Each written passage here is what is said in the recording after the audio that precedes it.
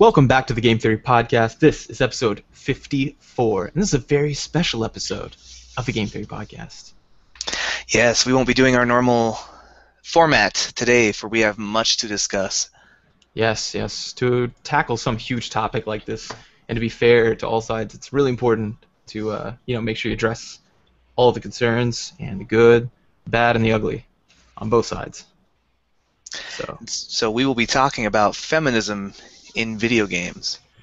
Yeah, and it's a working title. Still not sure if we're going to agree on this, but I put academic feminism as the working title because I want to distinguish it between, there's just so many different ways to approach sensitive topics, and some people, are trying to shout to make sure they're heard. Other people are, trying to approach it as scientifically as possible. Other people say no, the scientific method itself is biased. So who knows? But right, there's a lot of pathos involved in the subject, and there are a lot of people involved in this. So we're gonna throw our hat in the ring and really try and go at it in an academic way. Yeah, because there's a funny thing. If you Google, just try Googling this. Go online, type into the Google prompt academic feminism, and then hit enter. Or look up, go to scholar.google.com and put up feminism measure, reliable, valid, something like that. You're not going to find any. None. There is academic feminism, but it's so far back in the page of so many other people shouting and getting, click-throughs. It just seems like it's like a backdrop, which, yeah, it's scary to me. Right, it's unfortunate, and we'll get into why that's a problem. But first, I just want to talk a little bit about misogyny in general and gamers in particular. Wait, can I give the context of this? Yes. Anita Sarkeesian just put out a new video, and it's called it's another one of her tropes on the feminist frequency.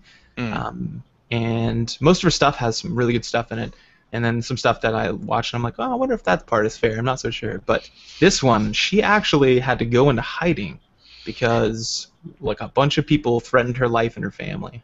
Yeah, and this is the same week where a bunch of, have you been following this? A bunch of celebrities got their pictures hacked out of their phones, these naked pictures. Yeah. And then the media is talking about, well, you shouldn't have been taking naked pictures if you don't want them getting out there, blaming the victim, yeah. Right? It's like if someone broke into your car and stole your CD player, it's well, you shouldn't have been keeping your CDs in there if you don't want people to steal them. Right. And not the 90s and we use CDs still. Yeah.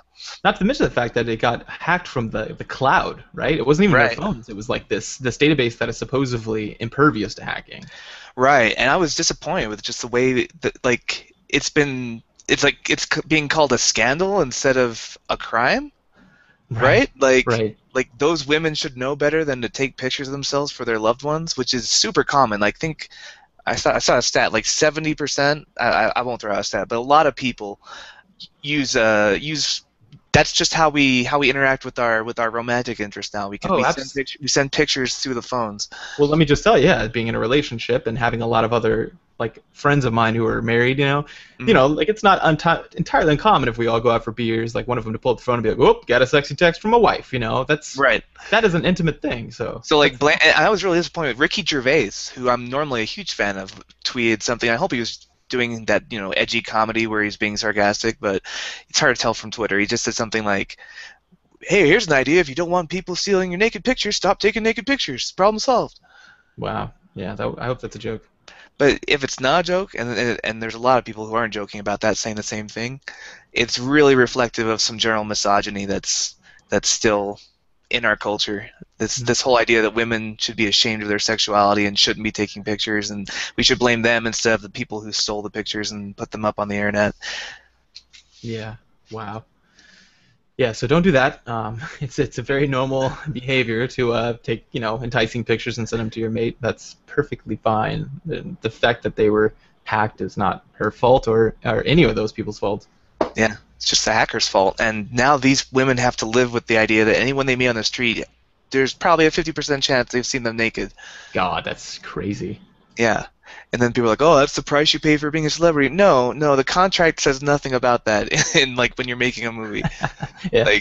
Just because someone's a celebrity doesn't mean they lose all their rights to privacy. So anyway, that's just one thing out of many that's been happening recently. It's just not a good time to be a woman lately. in this Right. culture. So it's definitely a problem. I want to read an article or part of an article from Andrew Todd. He's a video game editor at Badass Digest, Hmm. and it's called Video Games, Misogyny, and Terrorism: A Guide to Assholes. So he starts off talking about how he's a gamer. He identifies as a gamer. Obviously, it's his job.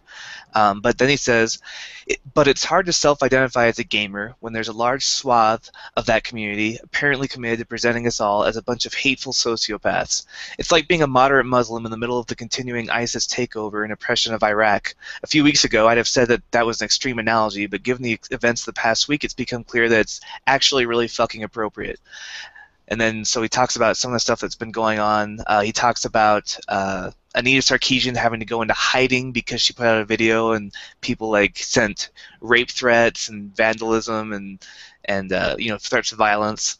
Some people even create video games consisted of nothing but punching Sarkeesian's face into oblivion because she's speaking up that women aren't portrayed all that well in video games. And also not just her, Phil Fish, the guy who made Fez. Mm-hmm. His website was taken down. Gigabytes of personal information were leaked about his banking details and his emails. His Twitter accounts were hacked. This is the last thing on his Twitter. He said, "This is video games. This is what I get. This is unacceptable. This is not okay. Terrorists, never again. You hear me? Never again. This is video games. This is your audience. To every aspiring game developer out there, don't. Give up. It's not worth it. Nothing is worth this. Give up on your dreams. They're actually nightmares. Just don't do it. Run away. Run away. I would like to announce that Polytron and the Fez IP are now for sale. No reasonable offer will be turned down. I am done. I want out. You should all be ashamed." Now, This is I because... know a lot of people are probably saying right now into their phones or whatever device you're listening this through is, the thing about that guy is he's kind of an insufferable douchebag. I get Yeah. that. No, It's yeah, kind of he definitely is. It's kind of like at Ferguson though. Like even if Ferguson, the cop thing, like Mike Brown, even though he was like a small time criminal, he sold some stuff from a gas station, right?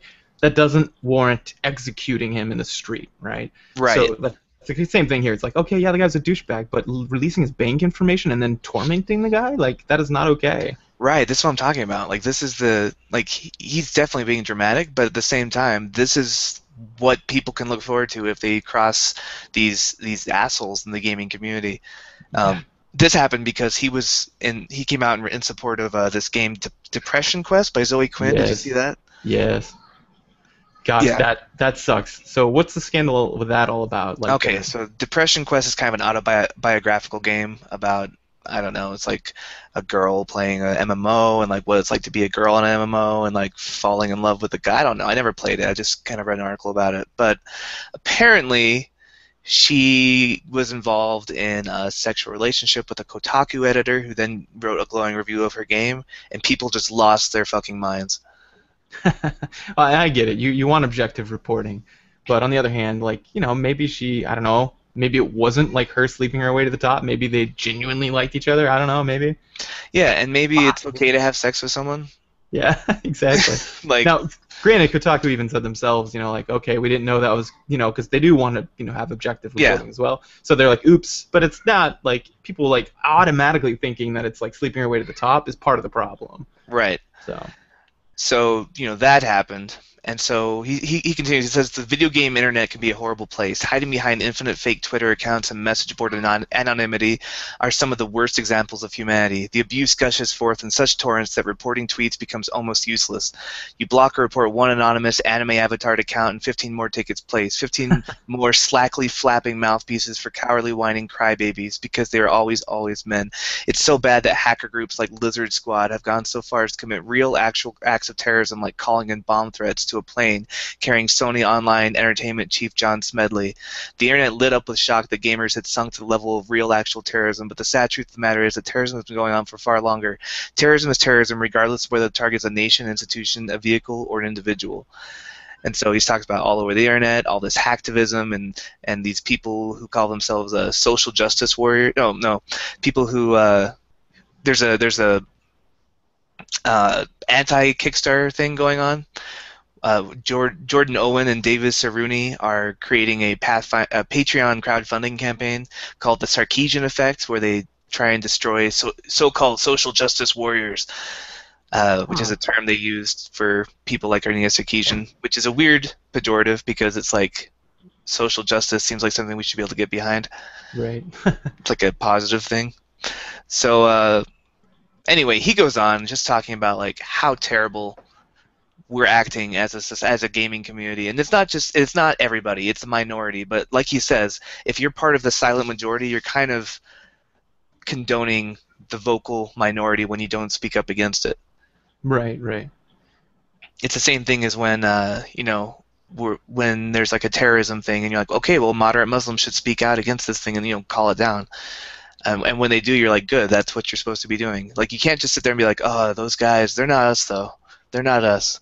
Like, they are. They're not us, but they are. They're using our name. They're using our gamer. They're using our identity to create some toxic environment for women and for anyone that really goes against the grain. Right. So it's important to speak up because it's sort of like when we criticize moderate Muslims from speaking up, just like the analogy he made. It's a good point. Yeah, exactly. So I just thought we'd start off with that. This is kind of like us speaking up. First of all, get your shit together, gamers. Like, this is not who we want to be. Yeah, and also, we're going to present kind of both sides of this as well. So, if you find yourself like flustered at any point in the podcast, just remember your time is coming. Don't worry. We're trying to be as fair as possible. One thing that is really a good advantage of wasting your life away on academia is that it pays so well. Yeah, it's all the money. Yeah, definitely not that, actually. It gives you one skill, and it is a skill, and it's being able to approach things fairly because it's sculpted. Like, you turn in a paper that's one-sided to your advisor or try to publish it, bam, nope, you just wasted months of your time. Yeah, you learn pretty quick to stop doing that. Yeah, so I think it's important, especially on a big topic like this that needs to be talked about. So, so one of the biggest things is policing our own. That's what in the military they call it policing yourself, which just means police being exactly what it sounds like. Making sure we turn on ourselves and on each other and saying like, hey, dude, not cool if somebody says something stupid. Or right. So what's an example of that? Like, let's say you're playing Call of Duty. Like, how would that come into play? Yeah. So if someone's playing Call of Duty and then someone says like, oh, this is a big one. Like stop spawn camping me, fag. Right. I would say, come on, man. You don't need to use that kind of language. Fag, really? I mean, that's kind of a hateful term. How about stop spawn camping me, jerk, or asshole, or any pejorative term you want. I don't care if you throw names at each other, but let's not use something that's so I don't know, pretty shitty to some people who are gay and probably heard that in a whole different context. Because there's a lot of gay gamers. Yeah, so let's not be afraid of not speaking up because we don't what do we care if that guy thinks that you're being a nerd or being square, like whatever, that guy's a dick. Like yeah. Like, and his opinion doesn't matter. What's the worst that's going to happen? They ignore you? So what? Like, yeah, that's actually a good thing. You're a fag too, and you're like, okay, I get it. This guy's just a super douche. And then, you just move on. But the best case scenario is you actually affect them a little bit, And yeah, and the other thing is, those studies where they've got people who are going against the grain and they get a Confederate. Yeah, Ash's line experiment. Yeah, and there's been a lot of them like that, where as soon as you have one Confederate, you're more likely to stand up and say, no, that's not okay, if someone else does it first. So you speaking up might make the other 5 silent people in the chat say, yeah, you know what, that's not okay. Yeah, because, I used to say those terms too, like, fag was a big one, or like, what's some of the other ones? Oh, yeah, we used to call things gay all the time. Yeah, that's gay. Instead of stupid. But then over time, as you start meeting more people and, then like, you make good friends with people who might be gay, and then all of a sudden it's like, they give you kind of a weird look, and they feel uncomfortable, and then you're like, oh, I guess that does have an effect. Oops. And then you just drop it, because there are other ways to talk about things. You can be like, that's stupid. Like douchebag, that's one of my favorite ones. Yeah. Because no one gets hurt by that, and it's a bag of douche. Who cares? It still means the same thing. Yeah, exactly. Maybe the douche manufacturers don't like that, but whatever. I thought we were going over bathroom vocabulary, and I said, je vais prendre un douche. And they're like, douche? I'm like, yeah, you guys don't know what douche is? Like, what's a douche? And everyone starts laughing. And I'm like, a douche is a shower in French. So, yeah, like there's more neutral words besides gay or fag or anything that pejoratives women, like pussy. Yeah. Yep. Yeah. So why do that? Just use a different word, and then you win in all cases. And that's how you change the culture of a game, right? Like that, it's enough people talking up and kind of negative, putting some repercussions on people who step out of the social norm that we've established for that game. and gently, don't shout people down. That doesn't help. So Yeah. instead, you just say like, hey, we really don't like that, kind of term on the server or whatever, or hey, could you try using a different word? Be helpful. And more importantly, this is real big with behaviorism. Tell people what they can do instead of, and can is important, and not what they shouldn't do. Because if you tell someone don't do that, they may not have a replacement, And if you tell them an acceptable one, people are more likely, just statistically, to acquiesce to your request, because you're not just shouting them down. You're giving them, you're saying, oh, hey, that isn't really what we want, but you're totally allowed to do this. We'd appreciate if you did this one, so that would be better. Right. But whatever. Anyway, so feminism in particular, right? Mm-hmm. There's a lot of bad press and good press around this word. Man. Oh, wait, before we go into that, let me just preface this by saying I did approach a few feminists and asked them to be on this panel today, and they demurred, saying that they hadn't played a lot of the games we're going to be talking about. But we did try. I know it's inherently something wrong with two guys talking about feminist issues, but I really did try to recruit some. Yeah, exactly. And we reached out to a couple other people who didn't respond, so whatever. We're going to do our best to try to be fair no matter what. But yeah, let us know. I mean, if you're listening and you think like, I don't think that's right, you guys are not really taking a good perspective on that, feel free to let us know. So. Yeah, because we might be missing something. Our point of view is definitely going to be white male American, so there's could be something we're just not thinking of. So the best point of view, America. But anyway, so there's some issues in feminism. So feminism got started, to address things like, huge inequalities in, society, and that translated to video games. Because this video games was kind of a boys' club for a long time, right? Right. Some of the things that feminism does well, they really there's some really important issues. Like one example is like things I've changed my mind on, because I'll just give you some background. My father was the biggest misogynist you'll ever know, and I don't use that term very loosely usually. But no, this guy said the very worst thing to ever happen in America was women gaining the right to vote, quote unquote. And he said this on a regular basis in public to many people. And at the time I thought, what do you mean? And he said, well, because, if a man can vote, he's the head of the household, what does it matter? Women voting can only cause dissension or just at worst be redundant. And I thought, oh, that makes sense, because you got your rose-colored glasses, right? Right. So I came from a background that was hugely anti-female, right? Like, and I mean that in the literal term, because they'd be like, oh, if women went to work, he didn't like it, I didn't like it, that kind of thing. So things I've changed my mind on. First of all, eating disorders. So feminists bring this up a lot, and they say that eating disorders are based on, men's perception of them. And I was like, no, dude, women do that to themselves, clearly. Men have nothing to do with that. We don't like sickly, small women. But in a world where, okay, there's a few things men like in women, and it's, like you said, demureness, right? Like something that's non-threatening. If I dated a girl that was very tall and strong, people were like, oh, man, I'd be afraid she'd beat me up. That's what people make that joke a lot. And and so like we want women to be less threatening to us, and that kind of thing. So one of the ways that happens, we find it socially desirable and sexually desirable if someone is thinner, and that isn't in all cultures. That's how it's not biological. As many people do like a more robust woman, and I mean muscularly, sometimes fat, but usually. Well, yeah, even in European culture, it kind of shifts. Like the Rubenesque figure was quite popular back in the day.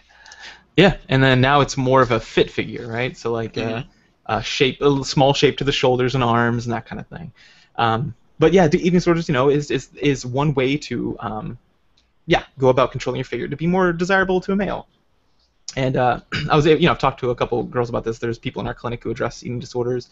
So I asked a couple people who were, victims of this eating disorder, like had the disability, and for females, and I thought, what's the deal? And they said, well, because like a lot of times I feel like I'm more worthwhile, I'm more likely to attract a mate, that kind of thing. And it was perpetuated by other females as well, but typically it was for competition, for a lot of times male attention. So I thought, that probably is kind of our fault then. Like if no males were around, I don't think eating disorders would be a thing. Right. Maybe. I don't know if this is a correlation or not, but I saw another study this week that said lesbians were more prone to be overweight. So take that as you will. Well, there you go. Yeah. Well, yeah, and gay people seem to be in really good shape most of the time. Yeah, these kind of weird. Gay guys. Now, men get eating disorders too, right? Yes, especially nowadays. It's on the rise. Would you say that women still get them more often? Do you know the stats on that? I don't know them off the top of my head. I actually have a book in my library, not more than 5 feet from me, that talks about it. But no, it's something like, and I'm going to give a real ballpark figure, something like 5 times more likely or something like that. So, okay. men do get it, but it's very small. But it's on the rise, and especially on the rise in gay males. That's something we're told to look out for in the clinic.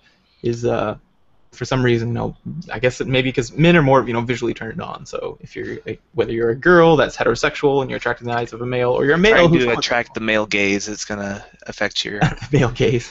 Yeah, yeah. Yeah, other things like, there's a lot of things in small world countries, that are a big deal. Like women are oppressed systematically in those places.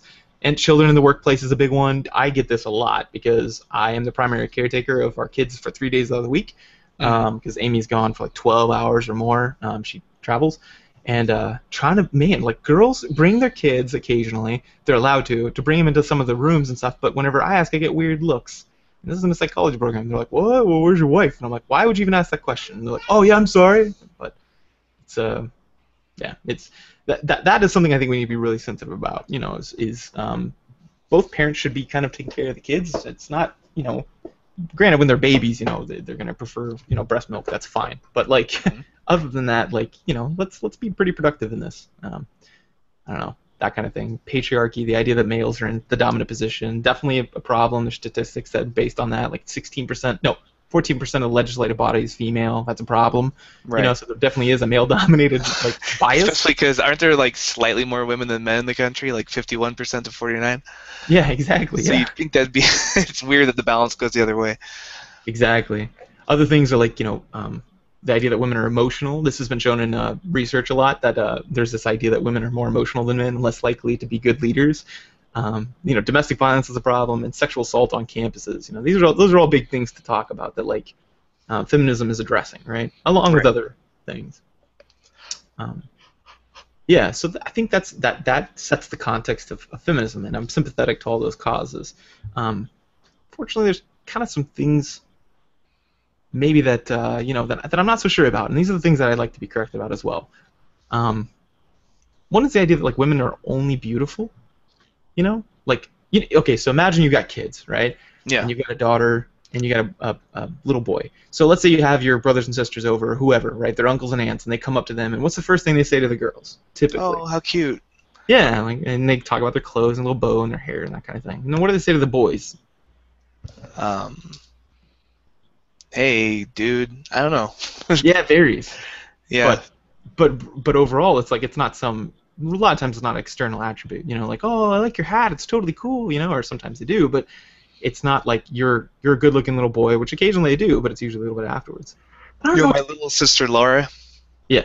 When she was a kid, some aunt was just like, "Oh, Laura, you're so cute," and she says, "I'm not cute. I'm cool like Batman." That's awesome. Yeah, kind of good illustration of that. Yeah, so that's good. I don't know what to make of that though, because they both have their kind of problems, right? Because girls, from the moment they're born, within 2 minutes, are coddled more and spoken to more, and parents are quicker to pick them up out of the crib than boys. Which I just read a book. I forget what it was. One of the books I'm reading for continuing education in my field that did a study with how much attention infants get and how that reflects on how they do overall in life. And there's a strong correlation. Like even there's a first they did a study in rats, right? Like the mother rats who would come and like care for the baby ones when they were freaking out after being handled by the researchers. Like those babies grew up to have like lower stress levels, and they were more courageous. They were more likely to explore their cage, everything like that. And the same thing happens with human babies. Like the more coddling and the more holding them and the more reassuring them when you're managing their stress levels, and stress levels can wreak havoc on your future development of your brain if you let them go. Like the whole like let them cry it out. Like that's not good for them. Yeah.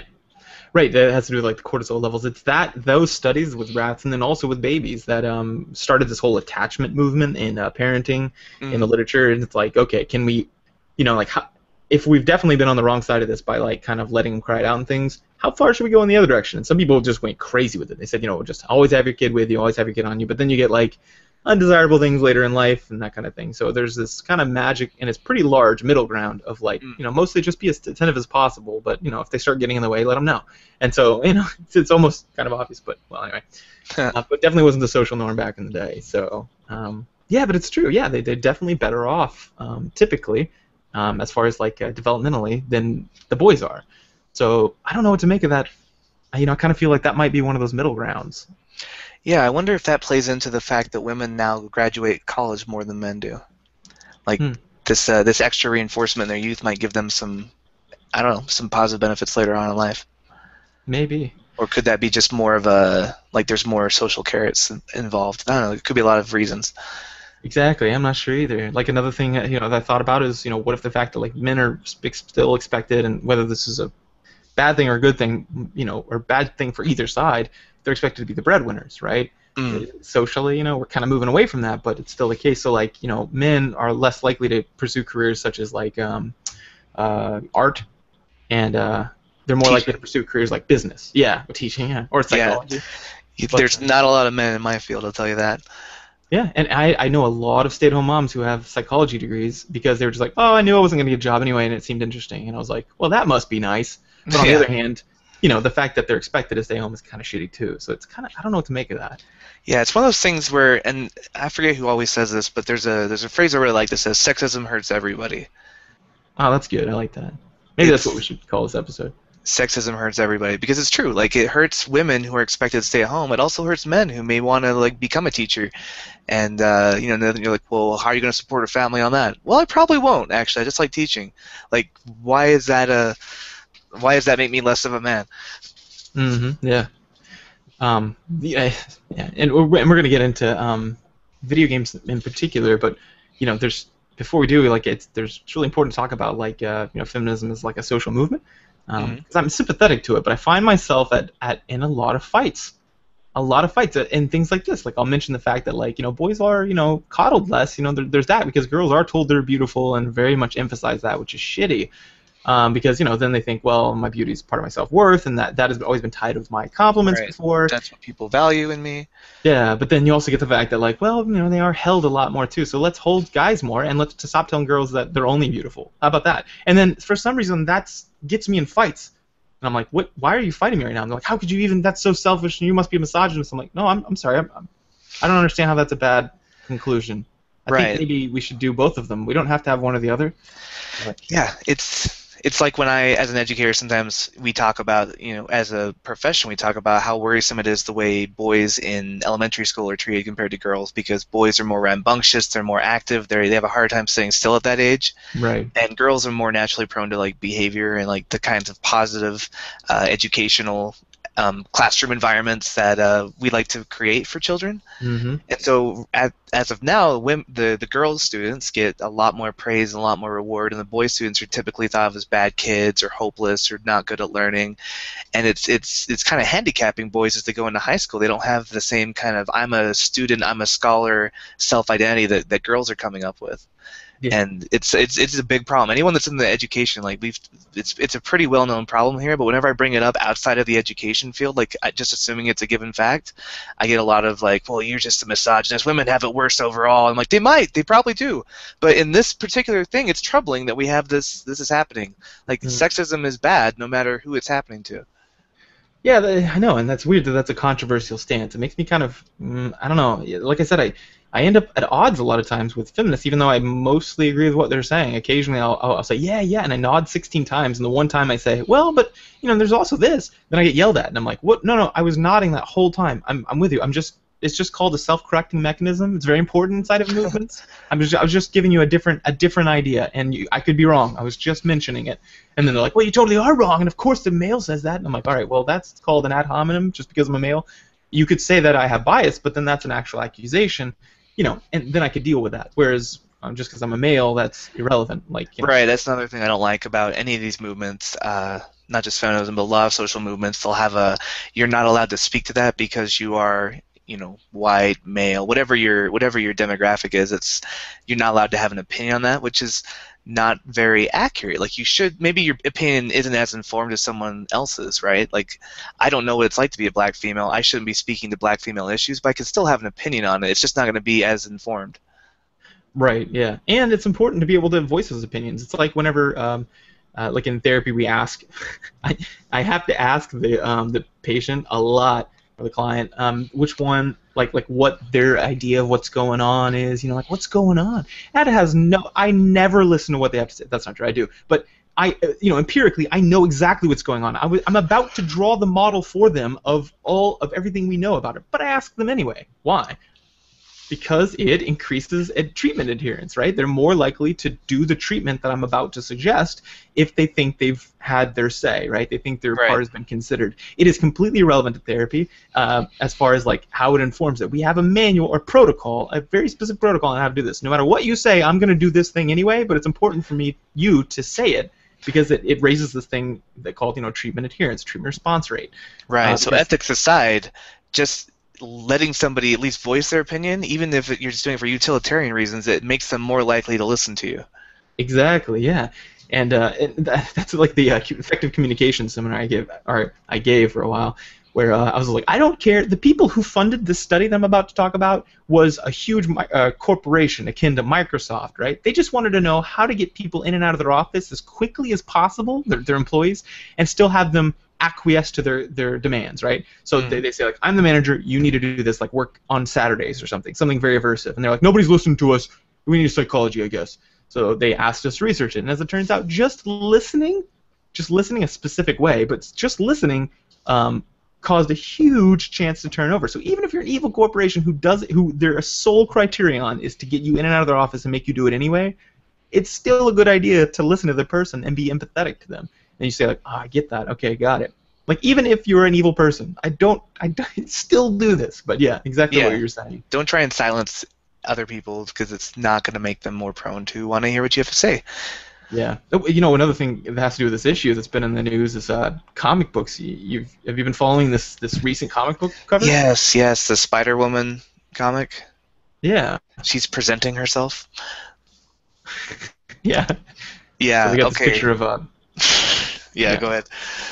I got this picture of Spider-Woman. She's crawling down, or no, she's coming up over the top, I think, of a building. I can't remember, but it's one of the cover variants. It's one of the possible covers you can get. Yeah, it's like a collector's cover you can get if you don't want the standard one.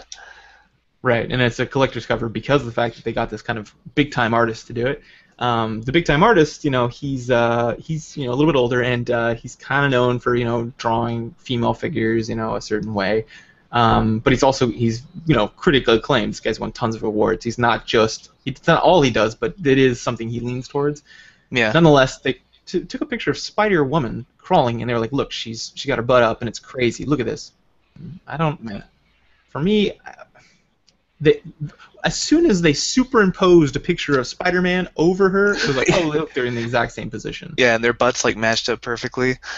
Yeah, and then people started, like, even the Oatmeal got in on this, and there's two people who really upset me this week, unfortunately. Oatmeal and Joss Whedon. And the Oatmeal is one of my favorite artists, right? He's very funny. He's a runner like me. He's cool. I don't know. I like the guy. He seems awesome. Well, he did a drawing, and he said, if we drew Spider-Man the way that they drew Spider-Woman on this cover variant, and it was a picture with like Spider-Man. He's leaning over, and his junk is like perfectly outlined. It's like penis and balls. It's there, and he just drew it and basically just colored over it, and I was like, that's. Is he saying the analog to a butt is a penis? Yeah, see, that's exactly my problem. I was like, well, okay, because people, I followed some of the comments on this, and people were like, yeah, see, I want to see some Spidey penis. And I was like, that's not the same. A vagina is the same as a penis, right? So it's the same sort of like. That would be the analog. Right. There's topless beaches where it's not okay for anyone to show their vagina or penis, any genitalia, and then there's beaches where you can do anything, but there's definitely a cut between those. There are nations that let you walk around topless as a female. There are nations that allow you to do both, but there's never one that just shows. It's like, oh, you showed your chest, well then let's see the penis. That's not the equivalent. There isn't an equivalent for males, unfortunately. But yeah, so I didn't like that, and then I was like, plus it's her butt, and if they drew her vagina like that, like drew this like serious camel toe, and then like all this like perfect, it's just then that would be the same, but this clearly wasn't, and I was like, well, and plus the butt, like Spider-Man's butt, I could probably. Yeah, just thinking about like 5 different covers. Yeah, I've seen his butt. It's you just don't think about it. Yeah, people were complaining that her costume looked like it was body paint. And it's like, yeah, that's spandex, man. That's how the superheroes wear it. Like I've seen more naked Spider-Man. Like if you take off the colors and just put it flesh tones, I've seen a lot of naked Spider-Man, more than I would probably ever want to in my life, because Yeah. or Nightcrawler. That same artist that did her, he did like a Nightcrawler pose where he's like holding onto the wall and he's got his like his hips thrust out a little bit, and you can see every single outline of every muscle on his body. Like that's how superheroes are. That's the convention. They're basically like the way they draw them is they draw a naked figure and then they paint them the colors of the costume. That's just how Right. they're done, male and female. Yeah, so the myopic view of like just look at this one is not good. But overall, when I read Drawback, I'm not sure what to make of this either. I put this in the not sure category because I was like, well, let me see. Guys like Superman is basically just nude but colored blue, with Mm, red underwear. Because the musculature that you see is impossible, like without taking off all your clothes. right. So and whenever I read comic books as a kid, I was very aware that those people were much stronger than me and much more desirable. That body type was much more desirable, right? Yeah, you and I Uh, were both pretty skinny kids growing up, and we always like no matter how much we hit the gym, we would never look like Superman. right. Yeah. Not without yeah, No, exactly. without like cow hormones or something. Exactly. Yeah. Um, So and I think about that, and I'm like, yeah, because even still today, like even though I as an academic right now, the things I need to do with my muscles are very not very much, but I'm about to go sign up for a gym because I want to be bigger. I want to be strong or better in shape. I want to have be more cut and I want to round out some muscles and I want to be stronger. But why? I'm studying. I'm a scientist right now. What's the point of that? Right. Like there's a health benefit to being in shape, but there's not really that much of a bigger health benefit for being, huge, big Yeah, muscle. but I just ran 10 miles yesterday. I'm clearly healthy. It's not that. Yeah. It's clearly that I want a certain body type. But so I look at that. But then this is why I don't call this not an issue because there are a lot of women that are just like Black Cat, in the Spider-Man comic. Mm, They're just that way, They're just meant to be like this sexual object kind of, you yeah. know. I don't know. The Hawkeye Initiative. Hawkeye issue. I don't really see that one's difficult too because I'm like, okay, you can't. If a man posed like a woman, that's not what women find attractive. Women find attractive a power pose. So when they put demonstrably, according to evidence, women like a few things in men. They like a shadow below the jawline or a distinguished one. But even if you color in a shadow, we've manipulated photos by just putting a shadow there. Mm, They like that. They like a wide set jawline, which often happens with testosterone. It's one of the things that happens. And then mm. they like overall lower percent of body fat, but it can be pretty variant. And tall. They like men are taller, but not extremely tall. So like kind of this moderately tall. And then what was the last one? There's one more. I Shoulders can't remember too. exactly right now. Oh yeah, and they like confidence like in power stances. So when they showed men that were had kind of their arms folded or they were standing, they looked confident. They like leg spread was one of them, and looking off into the distance, that kind of thing. Women rated those as more attractive than men who were posing more femininely. So whenever you can't put those two side by side and pretend they're the same, they're not. Because Right. women find power sexy, and men like powerful and status. Right? It comes from us being from monkeys basically, where monkeys the same thing. It's the powerful males were considered attractive. Because let's be honest, we are not the beautiful race or the beautiful gender. So No. that's one thing. Another weird thing, they liked beards, but not full beards. They liked just like a 5 o'clock shadow, more than clean shaven or anything, any kind of facial hair. Yeah, Which I've is noticed that too. supposedly that's supposed to be an indicator, and this is just a guess. This is the theory they drew from those weird data was that it's an indicator of like testosterone, I guess, or like maturity. But Yeah, I, like I don't know what to make of that. you're able to constantly have to shave, therefore you got enough testosterone to be a viable mate. Yeah, that is one of the things of like when they do testosterone. They used to do testosterone therapy for people who were like short on it. The Mm. testosterone low folks when they were growing up. Now they just do I think human growth hormone therapy. But anyway, they used to do that, and they would say one of the side effects is you're going to grow more beard. So maybe that's part of it. I don't know. But, Yeah, and the most recent stats I've seen, 47% of comic book readers are female now. yeah, yeah. So it's I don't know. I don't know what to take away from that except to say that like they must either like what they're seeing right now with the men superheroes or they're reading different comic books. I'm not sure how they parsed it out. Yeah, whenever I met like a few girls, and this is just anecdotal, so I don't know, but whenever I met people who read comic books that were female, they were, they had crushes on a few of the characters. They all had their favorites kind of thing, but some of them um, Batman. Batman exactly, or Cyclops is one of them. Rarely, I haven't met anyone like Captain America, but it's these certain types, right? They had Yeah. crushes on them, just like Thor. I liked like certain of the girls when I would read. I'd be like, oh, I like her. Oh man, I wish she was my girlfriend, that Right. kind of thing. But so there's something about some of them at least that might be attractive, and that's why I don't like the Hawkeye Initiative. It's ridiculous. It's doing two separate It's apples and indicators oranges. exactly, and they're like, oh look, and I'm like, that's dumb. That is, yeah, well, whatever. There are some characters Well, and when that and is when considered. and when they are posed in like suggestive ways, like there's a lot of suggestive Spider-Man poses where his butt's in the air, or he's got his hips thrust out. He's on his web, and he's got his hands up in the air, and he's got his legs down, his hips are just thrust right out, and he's totally like on display. Nobody pays attention though, but if you put Spider-Woman in that pose, it's suddenly a big deal. It's this whole like ignoring the misses and just like focusing on the hits Yeah, that really kind of it's very myopic way of looking at it. that's the whole point of a lot of people's kickback of feminism. You see a lot of like kind of vitriolic exchanges between feminists and then anyone who's not a feminist that hates feminists, Yeah, like and the and you MRAs. sure, I don't even like to pick them out because there are a lot of people who like even women. I don't know if you've heard of these movements of the YouTube girls and stuff who are like, I don't need feminism because whatever, right? So they Right. don't have to be like this one specific group. It's just some people who have had bad exchanges with feminists, and a lot of them will point out that if you're just looking for like women's sexuality inside of comics, yeah, you're gonna find it, but you're also gonna find men if you would have just come about it in like a broader perspective, right? Right. So you're almost causing problems by staying so myopic. You sometimes But find what you're looking for. yeah, like one of them is in Anita's video, the whole thing was against violence against women, right? Mm. Which unfortunately Joss Whedon actually linked on his Twitter, and he's like, hey, everyone needs to watch this or some other like huge thing, and he put the link in there too. So like, and we know from literature that if you put the actual link or you give someone actual directions to somewhere, it will increase the rate of response. Like it goes from like 20 to like 80. It like Right. quadruples it. So like giving someone like a click the like button in the link, that kind of thing in YouTube. There's a reason why they do that. It's because of Mm. how often it happens. Yeah, I put that in there. I was like, oh no, what the heck? Because I watched it. My God, the violence against women thing is something that I weigh in on as absolutely not a problem. And let me just say it like this: because most of the violence that's visited upon humans, as us as a race, I'm a humanitarian, and whenever I think about humans, violence against people is almost always against men. It's something like 1 out of 8 or something as women. So like 7 out of 8 is a man attacking another man. So men are violent. That sucks. We need to rein in on that. But most often we're violent against each other.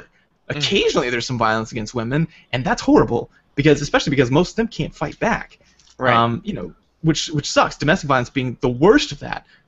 But I look at it and I'm like, whoa, whoa, whoa, why are we so obsessed with that? Like in her video, she shows Hitman. The one time the guy fights against a girl, and I'm like, you choke guys out the whole way. The first time he choked at a girl, you're freaking out. I mean, yeah, that's bad. But it's bad because she's a human. Yeah, yeah. They're not domestic partners in the game. I would understand how that would be worse, clearly. But this is just violence. You do the same thing. You choke someone out with a little garrote, a garrote, or whatever. Yeah, garrote.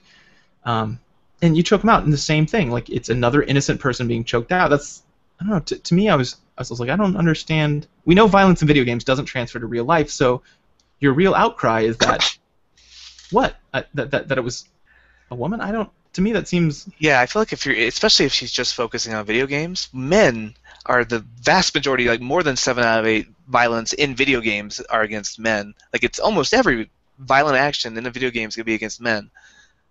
Yeah. Even games like Grand Theft Auto, which are famous for like, you can kill the hooker and get your money back, like you still kill just as many men in that game, just in your road rage.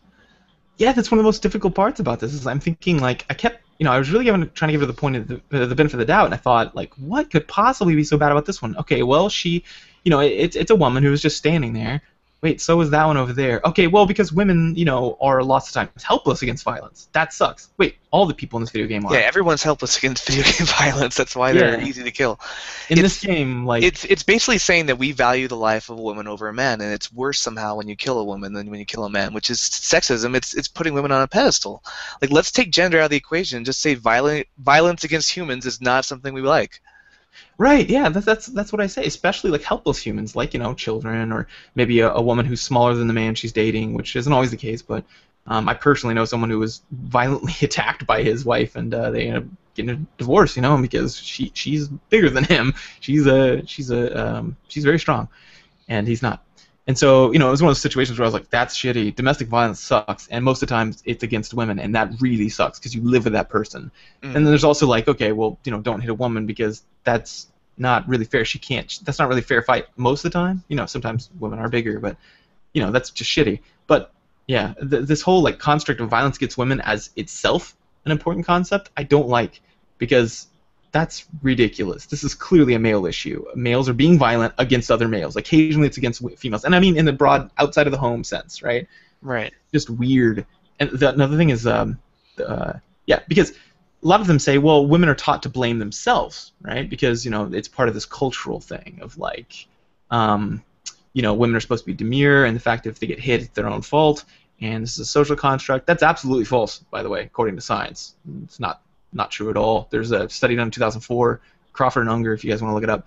But they looked it up in people, males, females, whoever, who are in any sort of relationship, including like platonic, sexual, marital, whatever. In any relationship, if they're abused, even by their friends, like if the guy's being bullied by other guys, for example, or girls are making fun of a guy who's part of a group because like maybe he has zits or a small penis or something, whatever they're picking on him for, it's like they blame themselves because it's cognitive dissonance. You like being with a group, you're reinforced, but then they start hurting you, but you still want to be part of the group. God, how can I make that work? Can't blame them. Must be I blame myself. Yeah, that's absolute. I just. So it's not like a gender thing so much as human psychology. We tend to blame ourselves rather than leave the relationship. Yeah, exactly. And the reason why some of these things pop up is because there's very little actual fair analysis of this stuff, Mm-hmm. like I another one is like the wage gap thing, right? 77 cents to $1. Obama said this, and you can look it up on PolitiFact. This is not true. This is not true. The National Academy of Science published a report. Their committee on women in science, engineering, and medicine. That's their committee, and the National Academy of Sciences, the most esteemed scientific community in the whole world, published this and said, yeah, that's not true. For that, because what those two things were looking at was women across all jobs that are full time, and men across all jobs that are full time, and they just compared them without controlling for anything. Right. And of course, women are definitely not in kind of the higher positions, which sucks. But it's not true. So that's a problem.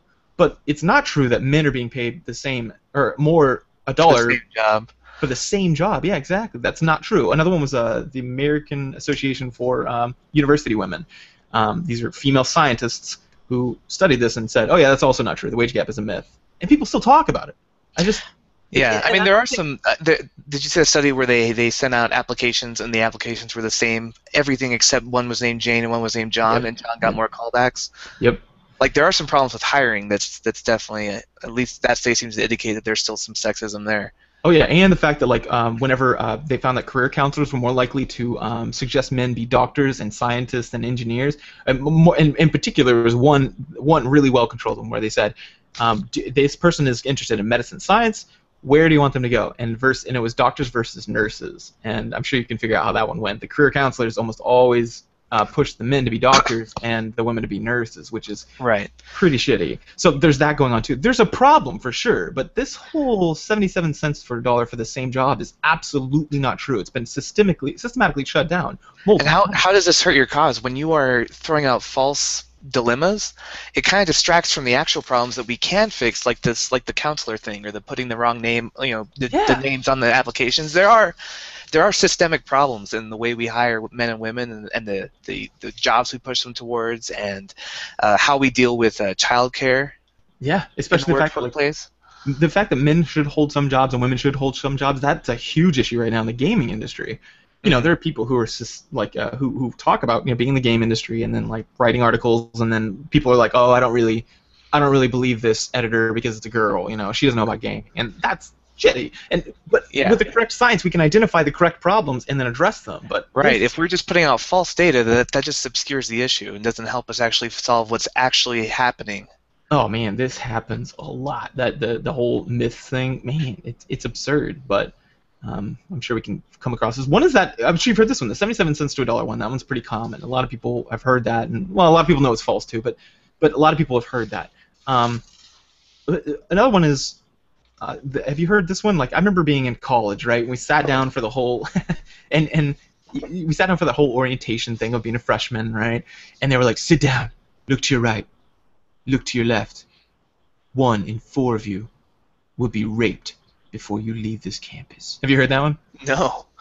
Oh, you don't? Okay. Well, I thought I we got went to the the same. 1 in 4 of you will drop out before the the year's over speech. Oh no, we got one from yeah, this about rape, you know, and it was very sobering because I was actually sitting next to 3 girls, and I was like, well, it won't be me. And Yeah, I know who it's not I gonna didn't say be. that out loud because that's obviously awful, but I was like, being a male has its privileges, and that's one of them. You rarely get raped outside of prison.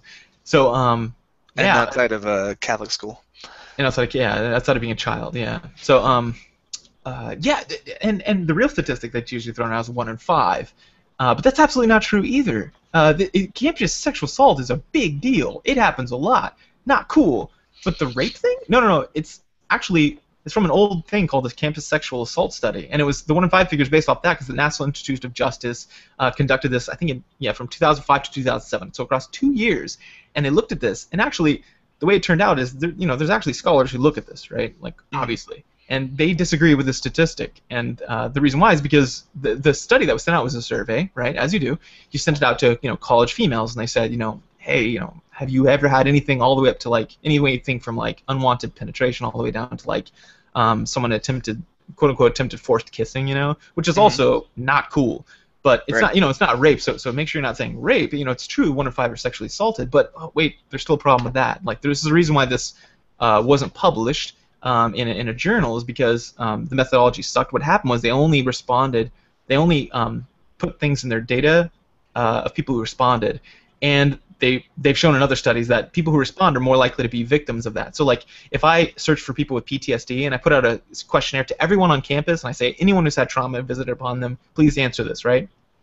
Right. I can't assume that the people who don't respond, or that I'm getting selective rate, or a representative sample, because the people who respond are typically it's going to be a higher proportion of people who have trauma, right? And this is something we regularly face on campus. This is something we can't do. We can't just shoot that out and ask everyone, because the people who haven't had trauma visited upon them, they're less likely to respond. They're like, oh, I'm not going to go through that 30-minute questionnaire. I've never had trauma. Who cares?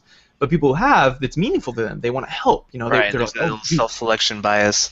Oh, massive, and it's way over 50%. So the people, these data of like 1 out of 5 who are sexually assaulted, all the way down to like attempted forced kissing, all the way up to like penetration, everything, was people who responded, and we know that that's false. So that is also nobody in academia believes this stuff. So like it's just weird that like people perpetuate this stuff so often and no one speaks out against it. And I'm like, well, no, we know that one's false.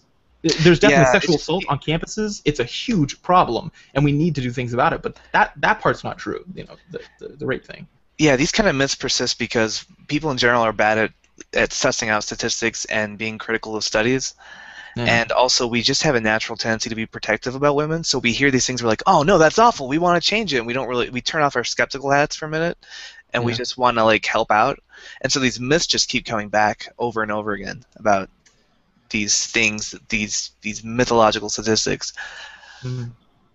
And the thing is, like, yeah, if we could, if I could do one thing I wish I could get every feminist in the entire world to sit down, or in the U.S. actually, to sit down in the same room, and if I was like, hey, listen, I know some research on this. Here's what I'd like you to know because you guys are doing important work. Here's some things you want to cut out, and it would be stuff from the current method. Like some of the stuff they're doing, like this whole wrong versus wrong thing. Have you seen this like on Facebook debates? Let me give you an example. I think everyone who's listening probably has seen this. like, okay, so women say, so here comes a woman advancing the feminist cause. She says, like one, like, for example, well, like women can't even go running at night without being terrified of being raped, right? Okay. And who can't get behind that? You're like, oh god, that is horrible. That's Right. really That bad. needs to change. But then you see like this guy get on, and someone else is like, well, I'm afraid of getting beat up, right? Like Right. the whole wrong versus wrong thing. That's not helpful. Like, what is wrong with you? And then last time, the feminists will fire back like, okay, yeah, but that's not as bad. We have it worse. And then it's like, no, because men and something else like I don't know, men are more likely to be beat up or bullied in school. And I'm like, what are you guys doing? Why are you arguing? You're both right. Yeah, you're These are both likely. negative things. We can agree on that. Let's. Exactly. You're likely to get more bullied as a kid. That sucks. And you're likely to get, more likely to get raped while you're just trying to go get in shape. That also sucks really bad. Like, worse than getting beat up. And Right. why can't we just both say, yeah, that sucks, man. Let's fix this. It's so weird. I would have feminists stop that. I would be like, stop doing this wrong versus wrong thing. Just look at the other person and say, yeah, that sucks. And then so does mine. And then that's it. Like, Right. most of these arguments would be done. Yeah, it doesn't need to be a contest every time. I know, and yeah, just trying to say like I've got it worse, therefore you don't get to talk is absurd. I just because I'm like, yeah, you're right. Or in my opinion, I don't know, I don't study these statistics on a regular basis, but yeah, you have it worse. That's horrible. But if a guy's trying to like be like, oh well, we have this, I don't know. It's counterproductive. We know this in the literature that that's not how you advance someone's or change someone's opinion. It's crazy. And another thing is the incredible amount of variance. You know what I'm talking about? Like Yes, in with movement? like what feminism is and what their objectives are and what's okay and what's not. Yeah. Okay. So to frame this problem, I'll tell you about a weird phenomenon I've seen. Like, there's people like me who are very sensitive to like the fact that females are systematically oppressed, right? And this happened. I've had this conversation with multiple people. I've heard other people that have it, and they say like, yeah, I used to try to be a feminist, but then I felt like I was always wrong. It's this always wrong phenomenon, Right. Have you had that? Like, no matter what you do, it's wrong somehow. Yeah, like no matter which way to go about it, you're still going to mess up somehow because there's no uniformity in, what's okay. So, Yeah. for example, let's say I'm a comic book writer, and I want to make this really empowered female protagonist, right? Yeah. And so far so good. We're all on board. And then I'm like, okay, so costume design. I want this to be a woman who she's sexy and she uses that as a weapon, the way like James Bond does. Like she'll seduce people to get information out of them, but she's just using them. It's just one of the tools she has in her arsenal. Like And Saffron from Firefly, right? Like yeah, like Saffron from Firefly. I'm making that character, and I want her to be like a really strong, independent female. She's gonna be able to take care of herself. She's smart. She's quick. She seduces men when she needs to, but that's just one of her things that she does. And so she's gonna show, some cleavage. She's gonna be kind of a risque dressed sometimes when she's on the job. But this is something that she's doing for her own means. She's using men. And I'm going to have a bunch of people who are like, yeah, embrace your sexuality, embrace, go girl, you do what you want, you use those men. But I'm also going to have a lot of feminists who are going to shout me down for that because, sex is oppressing women. Even if she thinks she's owning it, she's actually being used by the patriarchy, and it's just a male power fantasy that you're doing. You just want an excuse to see some cleavage. There's going to be a camp that's going to hate what I'm doing no matter what I do.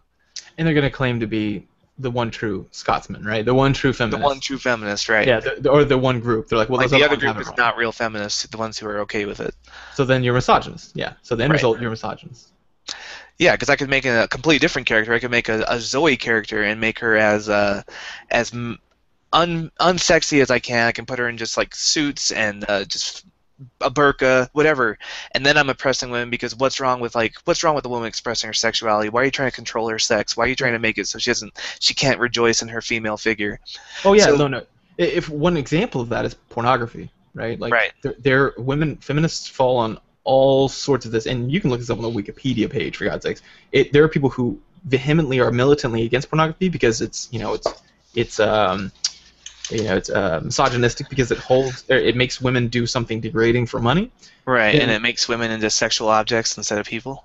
Yep, and there's a massive group that shouts about that. And then there's another massive group, and everyone in between too, and a massive group that shouts and says like, no, sex positivism. Like if they want to go be sexual and have sex on camera for money, guys are doing it. So what? Like that can be something they do.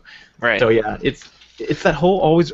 I hear this term a lot. I feel like I'm walking on eggshells. Eggshells. Mm-hmm. Yeah, and that's not what you want to be. If this is what I would tell these women. I'd be like, that's not comforting. That's not you're ostracizing people who would be sympathetic to your cause. It makes it hard to create allies when they're afraid that they're going to be lumped in with the enemy if they make a mistake. Yeah, and let's be honest about it. This is a war is a little heavy-handed to say, but it is it's a fight uphill, man. There's a lot of legislators who don't want to who think there's nothing wrong with the current system and they don't want to see any change. So right. In an important war like this, make sure you're getting allies. Like these people want to help you, but nowadays I'm always nervous to say anything around feminists. I'm still surround myself with them. I'm just afraid to because I'm like, oh, man, I'm gonna say something wrong, and I'm always whenever I see them say some statistics that's incorrect or something, they say a ton of right stuff, and I'm like, yeah, you're so right, so cool, and I like the video or whatever, and I engage in conversation. But the one time I'm like, oh shit, here goes. They say something crazy. I have this like terrified feeling of saying anything against it, even though I've clearly shown myself to be an ally so many times. Right. My God. It's and compare that to other activist movements that have taken off in the 21st century, right? Mm-hmm. Or the 20th century. Like look at the LGBT movement or let's look at the LGBT movement. Like they have made stunning headway. What is it? 32 states now where gay marriage is legal.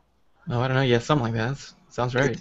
It seems like every other day we see another headline. Like they're winning their battles. They're becoming accepted part of society. Like it's not perfect yet, but they're making astounding progress. And what do? They're making allies. They have this whole like they coined the term ally, right? Like I'm not gay, but I'm an ally. Okay, welcome, friend, join us. Yeah, and people are gonna bumble and be stupid. That's part of being ignorant. Like. For me, for example, I've hung out with a bunch of folks that were gay that were my sister's friends. They were all hairdressers and stuff. And not to say that all hairdressers are gay or vice versa, but I'm just saying that like I sat down with them, I had some beers, and I would say stupid stuff sometimes because I didn't have a lot of gay friends at the time. It was when I was much younger, and they were cool with it. They're like, oh, actually, that's not really what we say. We say this, whatever. Or like occasionally I'd slip and say like, oh, that's gay because it was part of my vernacular back then. And, right. Like, and they were cool with it. They're like, come on, really? Come on, you can do better than that or whatever. And I'm like, oh my God, I'm so sorry. And like, oh, it's cool. It's part. Everyone does. They're just. If you feel welcomed, you're more likely to identify with the movement, and it has nothing to do with the fact that both of those need help. The LGBT. Right. And it's true. There are people who look at this like in the literature. As far what are they called? I don't remember, but they look at like normative influences. These ideas of like how these big social movements happen. And one of the papers, actually the only paper I've seen on this, it was talking about the fact that it says it said something like why are gays so happy or something like that. It was like this like a crazy title, and I was like, what? And I clicked it, and it was talking about this idea of it said well because their social movement is going crazy, and it was analyzing that like why have they moved so quickly in comparison. They were the quickest moving social group in the United States compared to, and there's a lot of other ones that said African Americans. Was I think a little bit less, and then it said blah blah blah all the way down to feminists, which had barely moved. It's like this low line, and it was saying like, well, and it analyzed it like, how do we change minds? How do people change minds through normative influence? So how do they change, or informational influence? So like informational influence is like the minority changing the majority's point of view, and there are ways to do that, and we know how to do that. And feminism right now is doing it all wrong, and LGBT was doing it all right. Right, which is terrible because we want feminism to make progress. We want to live in a world like I don't have kids, but if I had a daughter, I would want her to. I wouldn't want her to grow up in the world as it is right now. Like I've got a niece, I want her to grow up in a world where feminism has won and gender is no longer a thing to be discriminated against. But they're going about it all wrong. Yeah, exactly, and this isn't helping because every time you attach the name of the cause, like LGBT or gay rights, for example, or like female rights or feminism. Every time you pair that word and then you give someone a displeasurable experience, like an unpleasurable or displeasurable actually, so like they're uncomfortable with it, they're gonna start feeling uncomfortable around the term and they won't like it. So people like point their fingers at people who hate the term feminist, but I'm like, well, that's not really their fault. they're just saying that all that means is that they've had a bad experience every time. That's kind of, the rat is always right kind of thing. It's like smacking someone every time someone says train, and then every time you're like, you shouldn't be so scared when I say train. And you're like, Right. well, they just had bad experiences. How about let's change that a little bit? But this Anita Sarkeesian thing, that's like one of the worsts. One of the worsts about this. She uses the current method all the time. I call this the current method because it's not working. Stop doing it. Which is like, people call it cherry picking data, right? So cherry picking her data means like she find, well, everyone knows what that means, I guess. You find all the positive things that make it sound like you're correct, and then you don't say any of the negative things, any of the falsifying information. Right.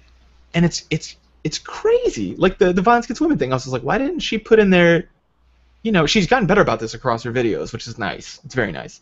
But in this one particularly, it was really bad. I was like, why didn't you say, hey, violence against men is a really big deal, but right now, all I'm concerned about is the violence against women. And then you would have made everyone feel comfortable, They would have been like, oh, well, Yeah, not no, everyone. it turns people off. Like I watched a lot of her earlier videos, and I just stopped watching it because it was such cherry picking. It was like her tropes versus video games, where she would just go through 30 years of video games and pick out the worst examples of them all, and like ignore the Metroids and focus on the Donkey Kongs. Mhm. And it's like, yeah, I feel like there's a problem here, and I'm sympathetic to your cause, but I don't feel like I'm getting a very good picture of what the problem is right now because you're just focusing on all the worst. Yeah, I could link you these papers, and anyone who's curious, ask. There are plenty of ways to change people's mind, especially the majority. And it goes with like the one-sided arguments versus two-sided, and she's doing the one-sided, and all that does is make people who already believe like you feel more strongly about the cause. And then but the people who don't believe like you, or the people you're trying to reach to change their mind, you're more likely to make them less. They actually walk away from their experience less likely to behave in your interest. So they're more Right. likely to vote against you. You're pissing people off. You're doing it all wrong. And Anita Sarkeesian, like I said, I don't think she's an evil person. I don't think she's just doing this for money, like some people say. I don't know if she is, but I give her the benefit No, of I the mean doubt. I think she definitely believes in her cause. I just don't think she's been trained in the best way to change minds. Right, exactly. It's, it's Well, very it's very polarizing. Like it does galvanize the base, like your supporters. But right now, what she needs, what feminism needs, is allies. yeah, exactly. It doesn't need more. It doesn't need the More. current feminists to feel even stronger about feminism. Like they're pretty galvanized already. We need more people though. Yeah, exactly. There's everything is wrong with it. First of all, the data collection device. Don't cherry pick, right? Is what they're doing empirically supported? No. What is their mechanism? That's my biggest question. Is what I would tell someone who's trying to help the cause. Like, what is your mechanism for determining whether something is, anti-feminist, it's hurting the cause, or it's helping the cause? What's your mechanism there? Is it empirically supported? Is it a scientific instrument? No. Then what the hell? How are you going to convince anyone? Because Right. you're going to give everyone wiggle room. They're going to be like, "Well, your butt hurt about it." That's what they'll say, because that's what you're doing. You watch it, you feel offended, and then you write about it. That's not helpful. Like, until the Yeah. person that's It's only helpful. pathos. It's not convincing. It's just gonna stir. It's gonna stir positive and negative emotions in your audience, depending on if they agree with you already or not. Exactly. It's not at all helpful. The most important part is that the only people who are sympathetic to how you feel are people who are sympathetic to how you feel. Hmm. That's I'm not just being tautological. That's true. Nobody gives a shit if you say I'm offended. No one cares unless they already care. You know what I Right. mean? Like, you can't change someone's mind with that. What you have to do instead is make them care about it. That's why the allies thing is so cool. Once you start like conscripting people and you say like, hey, you here, it's cool if you're not one of us. Maybe even you're not a feminist, or maybe you're not a woman, for example, but you're for the cause. I just That's the clear and obvious way to do it, and it's just, I don't know, God, it's so frustrating, but whatever. Yeah, it's also frustrating because without a clear end goal, a clear win condition, she doesn't present one. She just she shows you all the problems, but she doesn't give you like what we want. Like she'll give you an example, like this is a good game, this is what I'm talking about, but she won't look at like the industry as a whole and say, okay, now we are this much closer to what I want, or we're this much further away. So there's no incentive to change, because if you do change, then there's nobody who's going to notice it. Yeah, that was like what I was saying earlier. Like, give someone say don't do this, like don't say the word fag when you're playing a video game. Instead, say we're cool if you call us nerds or bitch, or whatever you want to call us, asshole, whatever word that you think that you're comfortable with. We're just not comfortable with that word around here. So it would be the same thing here. Give them a win condition. Say like, hey, if you want to design a video game of something that all feminists will agree on, do this. But that's the problem. They don't do that because they've been punished for that in the past. Because every time you speak for all feminists, you're going to get the certain sect that disagrees with you. It's the always wrong phenomenon. It sucks. Give them a win condition. Right. I don't know. I think the most important way to go about this is this. If I could just say one thing to the feminist cause, if I saw a feminist activist, is I would say, okay, here we go. Are you ready? Scientific process. And that's it. And I'd walk away. Yeah, which they might want to know more. Yeah, well, I know, yeah, but I just meant if I could just have their ear for 1 second, those would be the 2 words I'd say. And then maybe they go Google it. But basically, it's this. You make a hypothesis, right? Or you see something, you check it out, and you say, oh, I want to kind of mess around with that. You make a hypothesis, then you test it. You make sure it's falsifiable. It's a big one, falsifiable. And then you experiment, right? You test it. And then you measure it. And then when you're done, you look at it objectively. And then you say, okay, this either was a success or it was a failure, right? And then you discuss. You say, like, okay, so in the future, if we want a positive blank, then we need to do this. Dude, you have to have objective measurements, which we don't have in feminism. Like, we clearly need something where it's like, okay, this is something that is clearly a good feminist movie or music or game or whatever. Media. Yeah, we can't agree on whether Katy Perry is a good feminist, or Beyonce, or certain movies. Like, there's no objective measurements, so even within the movement, there's no way to tell, like, is this a good feminist piece of art or literature or not? Right, exactly. You need that objective measurement. You need so that people can say, oh, those are your criteria. Okay, because there's a lot of people who are sympathetic to the cause and they try to do something right. They keep doing the always wrong thing, and then over time they probably just get upset. But just give up. Yeah, or give up. Yeah, exactly. They're like, there's no pleasing them, is what they usually say. Right. And I think, and then lastly, like I said, falsifiable. You've got to be able to be like, oh, I was totally wrong about that. That's called science. That's how you progress your cause. Oh my God. Now I have found one objective criteria, like one unchanging criteria that you can use to measure whether something is feminist. I mean, a better word than feminist, like just fair to women, and that's called the Bechdel test. Yeah, I've heard of this. This is from BIM, or I can't remember. One of the feminist psychologists actually made this. Yeah, this is very earlier. I think it's kind of early feminist theory, but it's held true. The Bechdel test is where you have 2 female characters on the screen having a conversation with no men involved, and they're not talking about men. Yeah. And when you start looking at things with that lens, you realize how rare this actually still is, which shows you a problem, even from a writing point of view. These aren't interesting characters if their only motivations are revolved around the male protagonist. Mm-hmm. Like, yeah. I'm more into literature, and I look at things more from what makes for good writing. And to me, feminism makes good writing because you make fleshed out characters. You make real human characters who are female. Those are interesting characters for a story. And so the Bechdel test is very useful for me. Like, I remember watching The Walking Dead Season 2, the game I was playing, and it was like the second to last episode where you were walking with Jane and with Sharon, I think. And you guys are talking about, like, what are we going to do? We got to find shelter. We got to get ready for this baby. And, like, they didn't talk about any of the guys or who's got a crush on who or anything like that. It was just 3 women talking about surviving in a zombie apocalypse. And I was like, wow, Bechdel test. It just flew to my head. I was like, this is what they're talking about. This needs to be more common. Yeah, or Buffy the Vampire Slayer. It happens a lot in there. Like, they're rarely... I mean, sometimes they talk about Angel, but then he disappears after, like, Season 3 or something. So, like, then it's just all... She's just talking about her plight, and then she'll talk with her little friends, like Willow and whatnot, and they'll talk about, like, just what's going on. Yeah, it's not about some male or, like, revolving around the male. So, yeah, that's another one that successfully does pretty well with that test. Yeah, Joss Whedon usually he writes well-developed female characters because so few people do it makes him stand out. Yeah, but no, let's not. My rose-colored glasses have fallen away from Joss recently. Not Well, not he's not scientifically trained. Like it's easy to get fooled by these like Aeneas Sarkeesian videos if you don't know what you're looking for. If you don't have an academic background, you don't know what cherry picking or what fallacies are. Like it's easy to get your pathos stirred up and say, yes, you know what, this is important. Everyone watch it. Like I don't hold Joss Whedon like as accountable on this just because it's really simple. Like if you're not an academic, he's a writer. Like it's really simple to get kind of hustled by this. yeah, that's true. So I guess I just before I used to always endorse everything he did, and now I'm like, oh come on, Joss. I get it. I see where your heart's at, and I'm right there with you.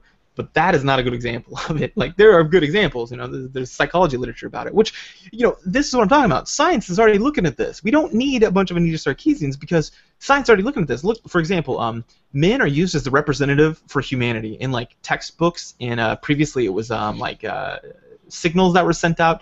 So like Grey's Anatomy, the famous physician's book, it's kind of their starting book. It has mostly men figures, so to teach you how to operate on someone, and it's a man. Right, like males considered the default. Yeah. So and that's a problem. Weird because biologically we're not the default. Like we all start off female in the uterus, and then yeah, like female's the default gender, but we think of men as the default gender. That's a problem. Yeah, that's a problem, and that's been researched. This was Peterson, 1998. I'm giving you citations because not that you're going to go look it up, but if you do, great. But also because I'm showing that like this is what we need to be doing: objective research. One is so this one's kind of what sucks in psychology as well. We got nailed for it too in our own literature. This sucks because we've been more advancing of the cause. Like we changed our the fact that like in science in general, when we speak about people, they used to say he as a generalized thing, or man, like mankind, for example. We were one of the first, in fact, I think we might have been the first science to change our terminology. It was like way back in '77. They said stop saying that. Stop saying he as a generalized person, or mankind. So we stopped.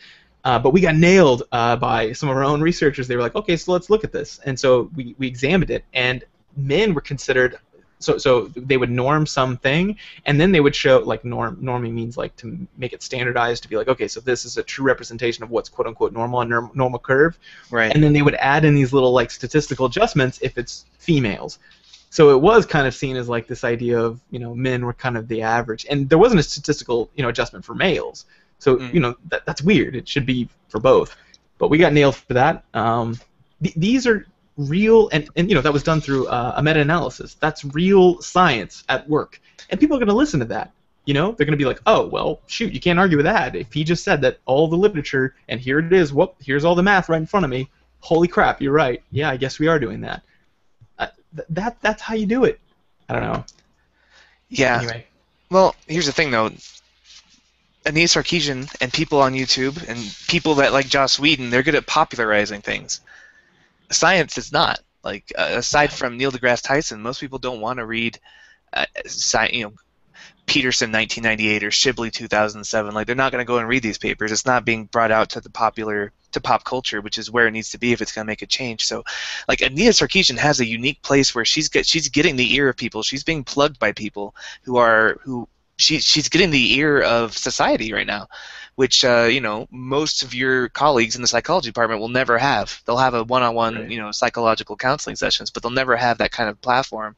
So it's important to not waste that, like to use it with good scientific background, but still not being dry, like a happy marriage of this popularization, but also scientifically sound stuff. Like the Cosmos series did for physical sciences, where people would watch that without having scientific backgrounds, but still have a scientific thing to consume as a pop culture, as a nation.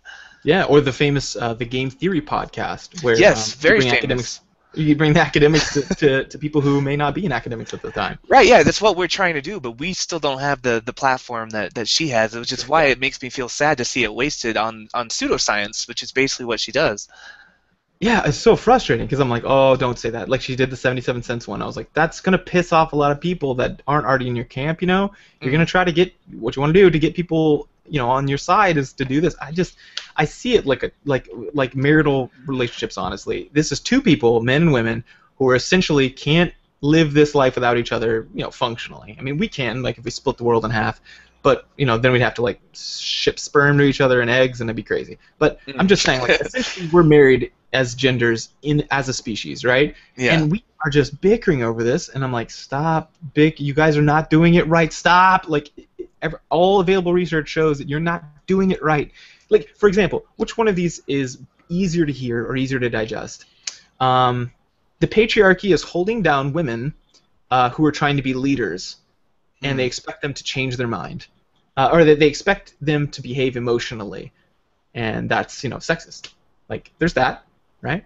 Or there's this. This is a study, Eagley and Johnson. There's actually no difference in men and women leadership efficacy, so how effective they are, despite the style. So like women actually are more often democratic and more socially engaging, and men are often more autocratic and cold, so they spend more time alone in their office. But when we looked at them side by side, they're actually both as equally as efficient as leaders. That's fascinating. That second thing you said kind of makes me rethink my thoughts about whether we should have a woman president, whether women should be leaders. Now I'm thinking, wow, there's a scientific paper that says that both styles, while different, are equally effective, so men and women can both be leaders. I think I'm changing my mind. Whereas that first one, that patriarchy is holding down the women and not letting them be leaders, that just makes me be like, no, it makes me defensive. It makes me want to like buckle down. Because you wouldn't, right? I would never do that. Not all men. Not all men. Hashtag not all men. Exactly. That's my first response. And then people get mad at the hashtag. It's like, no, the rat's always right. You approach people like that, they are going to react. Not all men. They're not gonna think logically because you're putting them into a defensive place. Same reason why you can't walk up to a Hasidic Jew and say like, God's stupid. It's an imaginary friend. Like, they're not gonna react well to that. They're gonna get very defensive. Yeah, exactly. Yeah, that's totally exactly in line with what I'm saying. It's just you're not doing it right. You're gonna piss people off, and it's not their fault. Everyone demonstrably in science acts this way when you act that way. Stop shooting all over these men that aren't changing their mind, or maybe women too. There are many women who are against the current feminist cause. I get it. That's it. All has to do with their current knowledge set, so they're making decisions based off that. That's fine. It's just you're doing it wrong, like just scientifically. And the worst part is I've had these conversations with some feminists, and sometimes they're like, "Oh, thank you, that was very reasonable," because the way I approach them is not the way I'm doing it right now. I usually say like, "Oh, I get it. Okay, so you're trying to change your mind. Okay, what's the best way to do that?" And they say, "Well, if we shout enough, we can't be unheard." And I'm like, do you think science ever looked at that? And they're like, "Oh, I guess they have. I don't know." And I'm like, "Well, here's a paper. What do you think about that?" And they're like, "Well, that's just one study." I'm like, "Okay, here's 8 more." And they're like, "Oh, well, still." And I'm like, "Here's 16 textbooks, all of considered the most standard, like, current literature. They all say you're wrong. What do you think on that?" And they're like, "Oh, I don't know. I still think." And I'm like, "Okay, maybe you're more resistant to, what's really, because unless you can find me a few textbooks, and eventually it's like, anyway. The point is I still sometimes they'll argue with me, and I'm like, I don't. It's almost like you just want to do it your way because it relieves anxiety because you're upset, and so you want to kick and scream in the sandbox for a while and throw sand at people. Right, which is a normal reaction too, but you have to ask yourself, what is this getting me? Like, what's the end result? Like, how's that working out for you? Okay, you do feel better, but is it really helping your cause? Right, exactly. It's exactly. It's like yelling and screaming if you're being picked on in the schoolyard. If you're being bullied, that doesn't help actually. There are a few things that do. In fact, you or running away from a wolf. You can't blame the wolf for chasing you. That's what a wolf does. That's how it behaves. It loves to chase things down. You're supposed to stand your ground and look at them. And you shouldn't shit all over the wolf. And same thing with humans. Like, we don't know how to overcome some of our programming unless we've been trained in doing it. So don't get mad whenever they get mad. That's natural. You need to adjust fire. Right.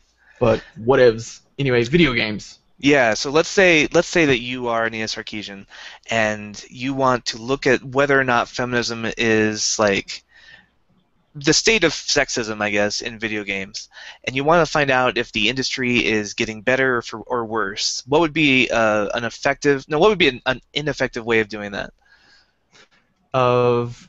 Finding out if the industry of video games is getting better or worse as far as sexism. Oh man, there's a lot of ineffective ways. One ineffective way would be like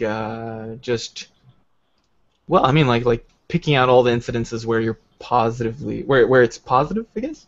Yeah, so cherry picking the data. Yeah. So what would be a more effective way of finding out what the state of the industry is going to be like, or if it's getting better or getting worse? Oh, easy. Get objective data. Call them Okay. beforehand, so don't do them afterwards, because you can't. Just like in science, you can't make your measurement after you collect data, or like Right. after you. Yeah. So do that. Make sure it's falsifiable, and then put it to the test. Get a. Yeah. Yeah, and what I would do is I would look at current games. I would limit my data to games that came out in the last couple years. And then I'd look at those games, and then if I wanted to compare it, I'd look at games from, let's say, 5 years ago, and from 10 years ago, and from 15 years ago, or maybe just every single year, depending on how much research money and time I had. And then I would look for general trends, like, are things getting better? Are things getting worse? If they're getting worse, what should we change? If they're getting better, how can we encourage the industry to keep doing this? Well, that sounds like I don't know. It sounds pretty academic. Yeah, it's pretty dry. It doesn't make for an interesting YouTube video, but I think it actually might be more helpful because then the game industry has a path to follow. Like, okay, these are things we're doing well. She called us out on this game. That's well. She called us out against this game. It's not doing well. Here's a path we can follow. And look, we're making progress. I'm more encouraged to keep going. I'm getting positively reinforced for my efforts. Yeah, which we know is the objective way to do it in psychology. Right. So I thought that for the rest of this episode, we might do something like that. We might look at the games from 2013 and the current year, 2014, and just kind of like take a snapshot. Like we're not gonna have enough time to compare it to older years, but let's just take a snapshot, see how the industry is doing right now, and see if are things. They're not gonna be perfect, right? But what are they looking like? Just get an idea. Well, it's going to be hard because as I'm thinking about this, what we mentioned before that there's a lot of variance within feminism. So trying to think, what is the success here? Is it like, is it okay for the protagonist to wear pink, or do they have to kind of dress in neutral colors? Or Right, no? yeah. So we got to establish our criteria, and you're right. It's hard. We can't. It's impossible to make a this is the feminist game because there's no feminist definition of what we would need in that game. So we're gonna have to make our own criteria and just hope that they would be acceptable. And this is where I wish we had some feminists on the board because we could use them as a sounding board here. But here's what I think makes a good game as far as sexism. Okay. I want you to have female protagonists, or at least if female character options. Like in a game, let's say a game has like 6 characters. Like ideally, I'd want 3 female and 3 male. Okay. But Yeah. we'll give them like a plus or minus 1, so 4 and 2 either direction. Okay. Because it's not realistic writing if everybody is like split down the middle on gender. Like as a writer, I like to have more realistic scenarios. So like there might be 4 girls and 2 guys, or 2 guys or 2 girls and 4 guys, and that's still pretty cool. Okay. I'd want the female characters to have agency. Like they can control, they can take action, they can make decisions, they can have consequences. They don't purely exist as props or supports for the male characters. Oh, okay. Yeah, yeah. So they're making decisions. They're changing the world as well. Yeah, In and in ways they that they have their want. own story arcs, their own character development. It's not just about the Okay, male so character. they can't just be like a supporting cast kind of thing. Yeah, like a bad example would be like Princess Peach in the Mario games. Like she doesn't have any agency. She sits in the castle all day, and then she gets rescued, and she just exists as like a, a, a carrot on a stick for Mario to go through all the hoops. Okay, yeah, that makes sense. So yeah, what Anything else? What else other like criteria should we have?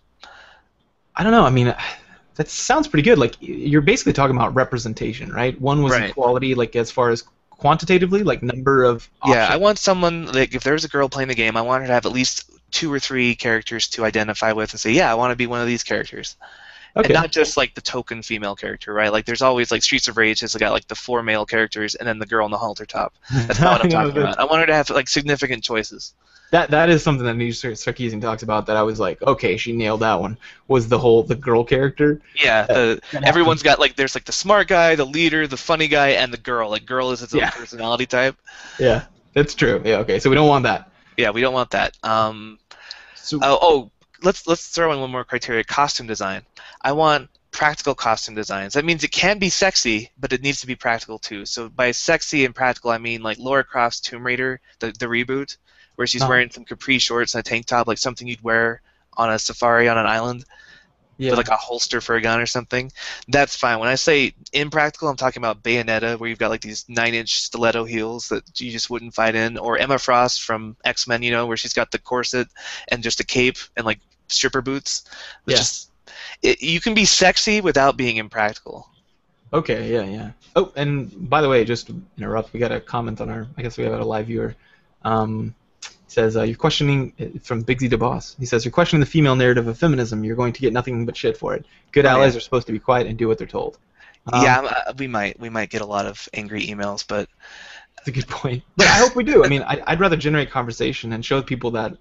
I mean, like historically, if anything I've ever done on Facebook, I tend to get one kind of um, consistent, very consistent response, and it's this: uh, you don't argue with people meanly. You're super. People say things like you're a saint and all these other kind of unwarranted things, but typically it's positive. Like the way you engage with the person was very nice, and typically I de-escalate the situation. So I'd love to open up a conversation. I promise it will not be aversive with me. I'm not a mean guy, and I'm actually like super sympathetic and empathetic. I mean, no, it's right, not. we really do want to help. I think video games will be better with better female characters. Like this, even for purely selfish reasons, like taking away the meta conflict of women being oppressed. Like just for my selfish reasons, I want to play good games with well-written female characters. I think that would make the industry better. Yeah, yeah. Yeah, me too. So I'd love to open up a conversation. I mean, heck, we tried to get a panel of feminists, but we got none, unfortunately. But Yeah. yeah. So okay, I'm totally on board with these criteria. I think these are good. Now for criteria for what games to look at, so we're not cherry picking our games to fit whatever conclusion we want to have. Okay. I was thinking best-selling games and highest critical ratings. So by that we look at Metacritic scores. Yeah, because the games that sell aren't always the best ones. Got it. Right. Okay, so you're hitting both. Because I want to look at the games people are playing, which is best-selling, but I also want to look at the games people are loving, which are the Metacritic scores. Yeah, because like Madden probably is one of the top ones, right? Even though that, even though it's not really a representative game of the gaming industry, it is best selling. Okay, I get it. Right. And so when we're ranking these games, we can rank them good. These are games we would want to see in a feminist utopia where gender is equal. Yeah. We can rank them as bad. These are not positive role models for women. And then I was thinking some games we might have to rank neutral, like a game like Fez, Right. or a game like Spore.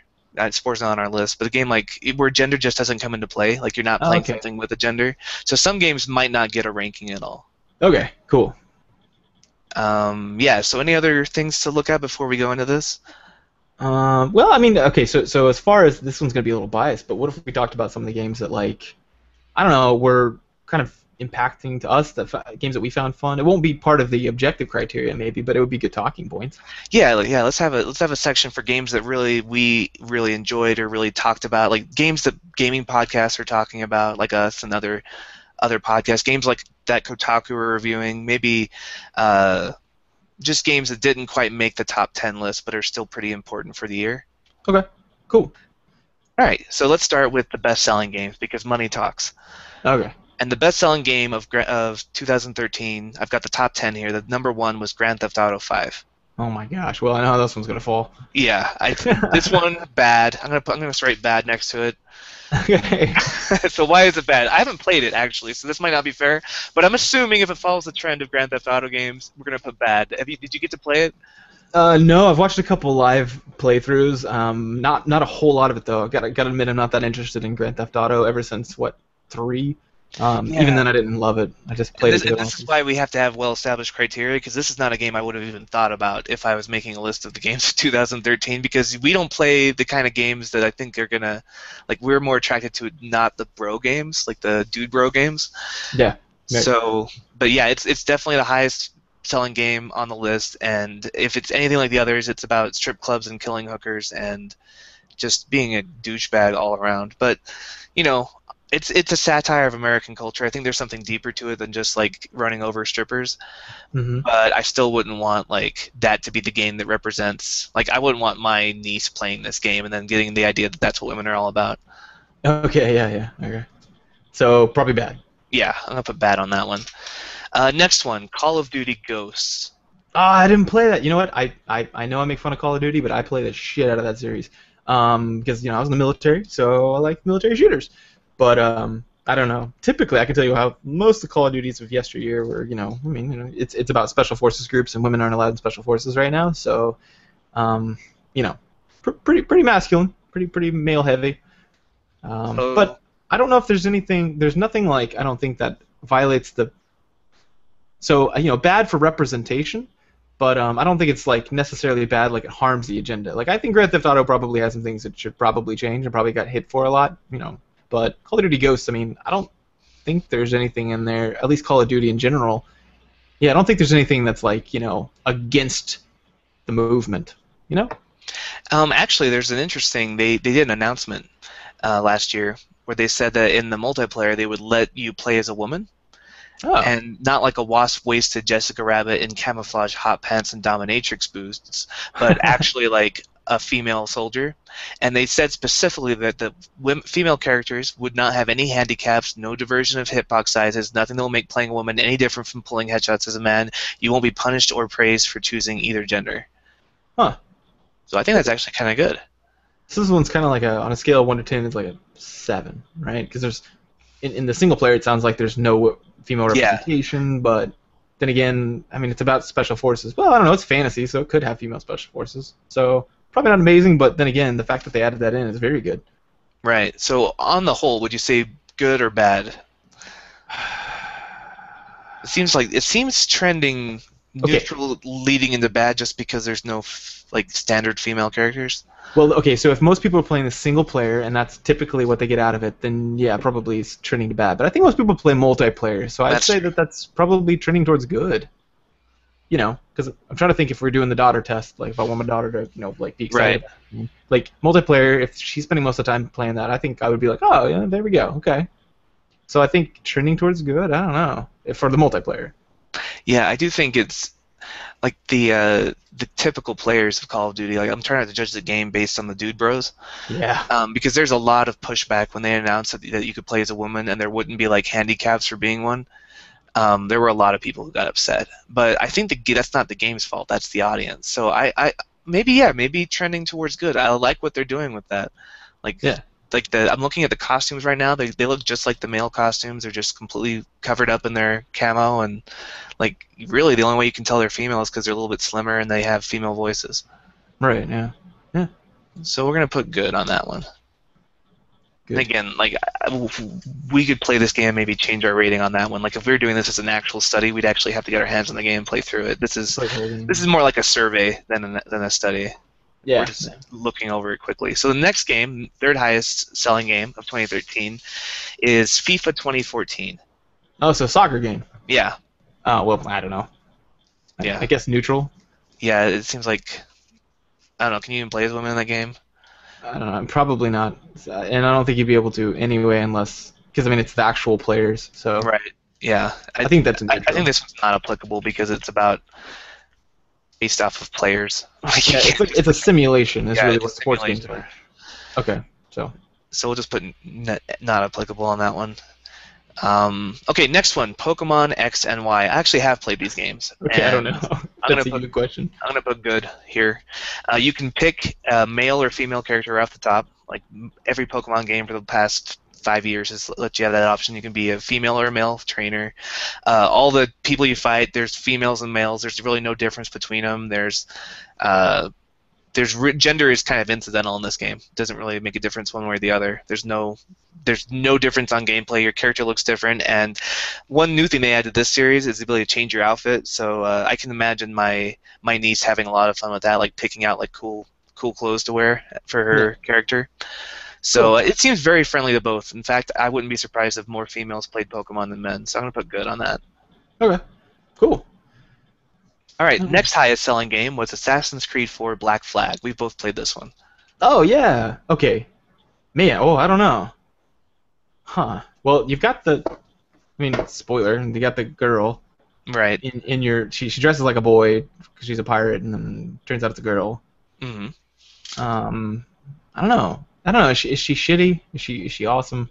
She's cool. She's a strong character. She's actually better than you in most places. Yeah. Like she's the moral compass that kind of like she's like, come on, you gotta get your head in the game. And she's both female characters in that game are pretty cool when you try to rescue them from the prison. Remember that? I don't remember the second one. Who was the second one? I remember the pirate. It's like she's like a Molly or something. She's just like one of the girls from the port. She's like one of your friends. It's been a while since I played it, but yeah, I mean, I think oddly with pirates and everything, pirates being very at the time, male-oriented and very, pillage and rape kind of thing, very, very Viking-esque. So, but even in that context, yeah, I think it's pretty good. I guess I don't know. Yeah. Let me think. Okay, so if I had a daughter and when she was playing this, would I be excited about it? I don't know. I guess. Here's the thing. It's kind of neutral for me because it's very much a male power fantasy. It's a male story. Yeah. We do have strong female supporting characters, but I think what tips it over for me is the expansion, Black Flag Liberation. Oh yeah. Okay. Where you play as a female slave, I think, and so you're a black Caribbean female assassin. Oh, you're a female? I didn't know that. I haven't played it. Yeah, she's a female. Okay, cool. Which is actually there's a huge kind of problem with Assassin's Creed because in the French Revolution they won't let you play in the new ones coming up. Yeah. They won't let you play as a female assassin in the multiplayer. Which Why? They said it's just hard to do. It's hard to animate. Yeah, they had some kind of stupid reason for it. Well, they have that there were influential women in the French Revolution. Yeah, one of the most famous assassins ever was a female assassin in the French Revolution. She killed like a nobleman. So yeah, but no animation. Yeah, like it was pretty. They got called out hard. Activision, which is another good thing for the industry. Ubisoft was like, oh yeah, this is why, and they're like, no, that's stupid, and everyone like called them out on it. Like no one let them get away with that, which I think speaks well of like where we're going as a society. Because it used to be like, yeah, it's fine. Why couldn't you play like a team of assassins? Because there's a team in the ethos, right? The lore, and then you could switch between it. Because then you could have like that's how the game is. They've got like a multiplayer co-op for the single player where you're a team of assassins breaking in, but they're all guys. Well, I mean, even in single player, like, what if you did like, because like in that context, maybe there's I can't remember the exact phrase. I remember hearing it could have been on Firefly. Saffron saying she said something like, being a woman offers you certain advantages. Or it can open certain doors or something like that, and it was talking about like poisoning people and stuff.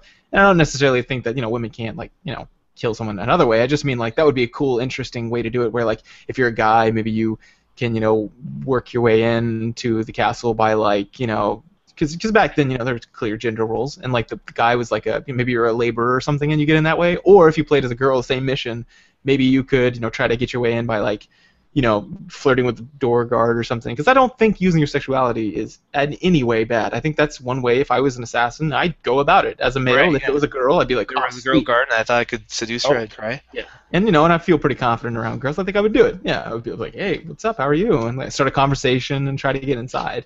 So I'm gonna give Assassin's Creed 4 Black Flag good, but when the new one comes out, if they don't change that female thing, then they're gonna lose their good ranking. Ubisoft. Oh, they're gonna be pissed. Game Theory podcast rated as I know. It's gonna be on the back of the box, like sexist drivel. Game Theory podcast 2 out of 5 would not play again. Scathing review. Yes. Okay. So the next highest selling game of 2013 after Assassin's Creed was The Last of Us. Oh, great game. Definitely good. Definitely good. There's every female character in there is arguably stronger. In fact, I've had a couple guys kind of lament about it, about the fact that they're like, well, Joel just acts like the wife in the first part, because he stays at home while the girl goes. Right, and he takes orders from her the whole time when they're on their mission. I was worried sick while you were out there, and he's like, oh, and then he like takes care of her cut while she's talking about how hard the mission was. And he's clearly the second in command in that little team, team up they have. But even with Joel and Ellie, like Ellie is a strong and capable character who despite Joel's misgivings, he's got that kind of paternal, like, I want to protect you because you're like, you remind me of my daughter thing. And then it turns out that he's wrong for thinking that way because she's a snapshot with a rifle and she can take care of herself, and she saves him so many times in the last half of that game.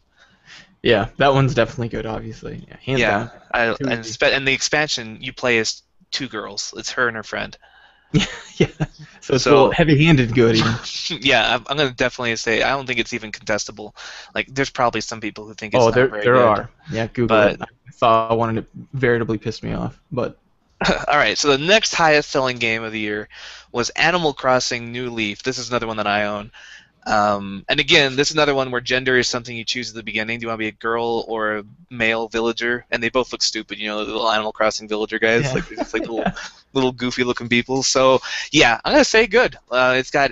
It's probably more fun for. I think it's something my sister would like more than me because it's about like a lot. It's about social things like meeting people, making friends, going to their things that women are just better at. Like they're better at social cues, and they Hmm. tend to. And maybe I'm just speaking out of my ass here, but I think they tend towards more games that reward that kind of play. Probably, yeah. Although I do a lot of gender deconstruction and marital therapy because they, a lot of guys are like, well, guys just don't talk that way, and I'm like, why don't you learn? And they're like, well, that we talk different. I'm like, well, why don't you learn? And not just the guy. I look at the girl and say, why don't you learn to talk like him? When he Mm. lashes out at you, he's been positively reinforced for showing negative emotions as anger. Like we have studies that show that. Shibley 2007, for example, we're culturally reinforced for that. So when we express our emotions, we're going to show it as anger. So yeah, like learn to understand that when he does that, it's not the same as when your girlfriends do that. And also, you, the male, you need to learn to start talking her language too. Like you can't just have her meet you where you're at. You need to meet her where she's at too. So yeah, Right. I think same thing with social things is like okay, so because they'll say things like, well, I can sit at home and watch football game or do whatever they want. And she likes to go out and be a social butterfly. I'm like, okay, well, part of being a partner in life is either coming to a place where you're happy where you're at. If she's not happy with you sitting at home all the time, and you are, well, that's inequality there. You may want to move a little, and she'll move a little. But anyway. Mm. Yeah, so I'm gonna put good. Gender's incidental, and it's the kind of gameplay that like I can see my sisters really liking. Like you collect different outfits, you build different houses. It's like Harvest Moon a little bit, which is I like it. Yeah. And I don't really see any gender doesn't really matter. You're treated exactly the same if you pick a female avatar as if you pick a male. In fact, sometimes on these games I'll pick just out of curiosity. I want to see if the gameplay changes if you are a girl, like if they will like, oh, you can't come in here. This is a boys' club, stuff like that. Yeah, yeah. And I usually don't find any differences on these kind of games. Well, good. And I'd like to make a comment of the trend. Then that's from Nintendo, right? Hmm. Yeah, Nintendo's historically, gotten ragged a few times for being pretty, misogynistic, very like, you know, gender role heavy, right? And I'm not saying gender roles. Wait, yes, gender roles are bad. Roles aren't bad. So like when people say stay-at-home mom, some feminists are like that should never happen, and then I'm like, no, they should have the option, and so should males. Like it's, I think it's just a role, and we shouldn't assign it to a certain gender. But yeah, Right. so that's cool. Okay, so next game on the list is Tomb Raider, Oh god, it's the definitely reboot. good. Okay, Okay, well and you say fuck all definitely the good, but I haters. think that people would argue here, so No, let's defend F why that. it's definitely good. F that. Okay, so here's the criticism, and I'll be fair about it. What they say is that okay, so she gets beat up a lot, right? She fails at a lot of things she tries. There's like I guess like an attempted rape scene. Yeah, well, Wait, it's not explicit, but you can tell it's probably where it's going. right. Yeah, that's true. That's true. Um, and what else? I remember they said inefficient, not inefficient, ineffective. She's an ineffective hero, and that there was the rape thing. What else was there? I don't remember. Just the violence against women, I think. Like she Oh gets god. brutalized. Yeah. Okay. So she's okay. So this is what I'm talking about. A protagonist in an action film or an action game, sorry, where she gets violence against her, and all of a sudden it's a violence against women issue. Right, whereas The Nathan fuck. Drake can get the shit beat out of him and it's fine. God, I need to. Yeah, I need to not get so passionate about this. It just pseudoscience bullshit really pisses me off. So sorry, I'm All done. right, yeah, I think Overall, Laura Croft good. is a very strong protagonist. Like it's somebody she has agency. She goes through a hero's journey. She starts off weak, but it's Yeah. not. She's not weak because she's a girl. She's weak because she's a Western, modern like grad student on an island of savages. Like Yeah. it's not a gender thing. And the only It's the only strong one, because her PhD advisor is also weak. The only strong one is an African American female. right. Remember the black girl who she's like get your shit together, and she like makes sure that everyone's doing the right thing. So if anything, this is super good. The only person I've ever heard talk bad about this is Anita Sarkeesian, and Right. she is, as I said, not I a feel smart like you person. have to, and again, we haven't played all the games on our list, but I feel, and we would if we were doing this for real, because I feel like you really have to play the game before you can. I feel like Anita Sarkeesian probably saw some clips on YouTube and thought it was sexist, because if you played the game and you've been through that arc with Laura Croft, like, and this is coming from somebody who hates Laura Croft as a character because she's such a like a sex sexist, like repressive icon. Like I did not enjoy previous Lara Croft games because she's like, oh, I've got really short pants and really huge boobs. Look at me, boys, I'm really good. And she has that whole like patronizingly like girl power thing where it's like Yeah. Fiona from Shrek, where she's just so good that it's like unbelievable anymore. Yeah. Like Lara Croft in this new one is a believable female action hero. She's a believable action hero. Like she's as believable as any other, as Indiana Jones or anyone else. Like she's a character I enjoyed seeing grow and seeing turn into what she became. Right. This is a game from Naughty Dog, right? The Right. folks The who guys made who did The Last Uncharted. of Us and And Uncharted. the only criticism No, it no, no, got no. It's this Tomb Raider's from SquareSoft. Squaresoft. Okay. Well, okay. So the only criticism, sorry, Squaresoft got was that they said people said this. This is the one thing because this got really well reviewed.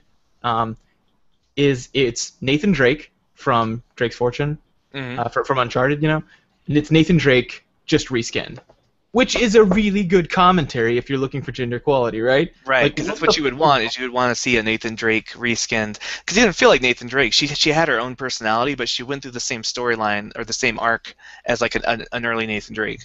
Oh yeah, I'm not saying that like it's a good criticism. I'm saying that's the only vocal criticism that came out of the field. Overall, people loved the game, but if anything, it was obviously just kind of a remake of the pulp hero, right? The pulp action hero of like I get beat up, but I'm stronger, and my willpower is what wins the day for me.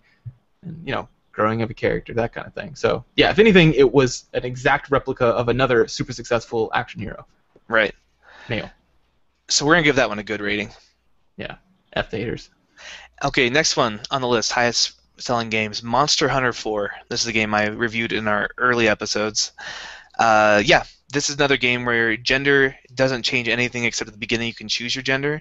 And unlike most games where you choose your gender and then your armor becomes like super slutty if you're a girl or awesomely protective if you're a guy, like this one the armor looks pretty much the same. Like it's a little, the cut's a little different on the girl, but I remember actually being a little disappointed as a guy. I'm like, oh, I can't see any midriff, you know, like just because I'm used to World of Warcraft where that would happen.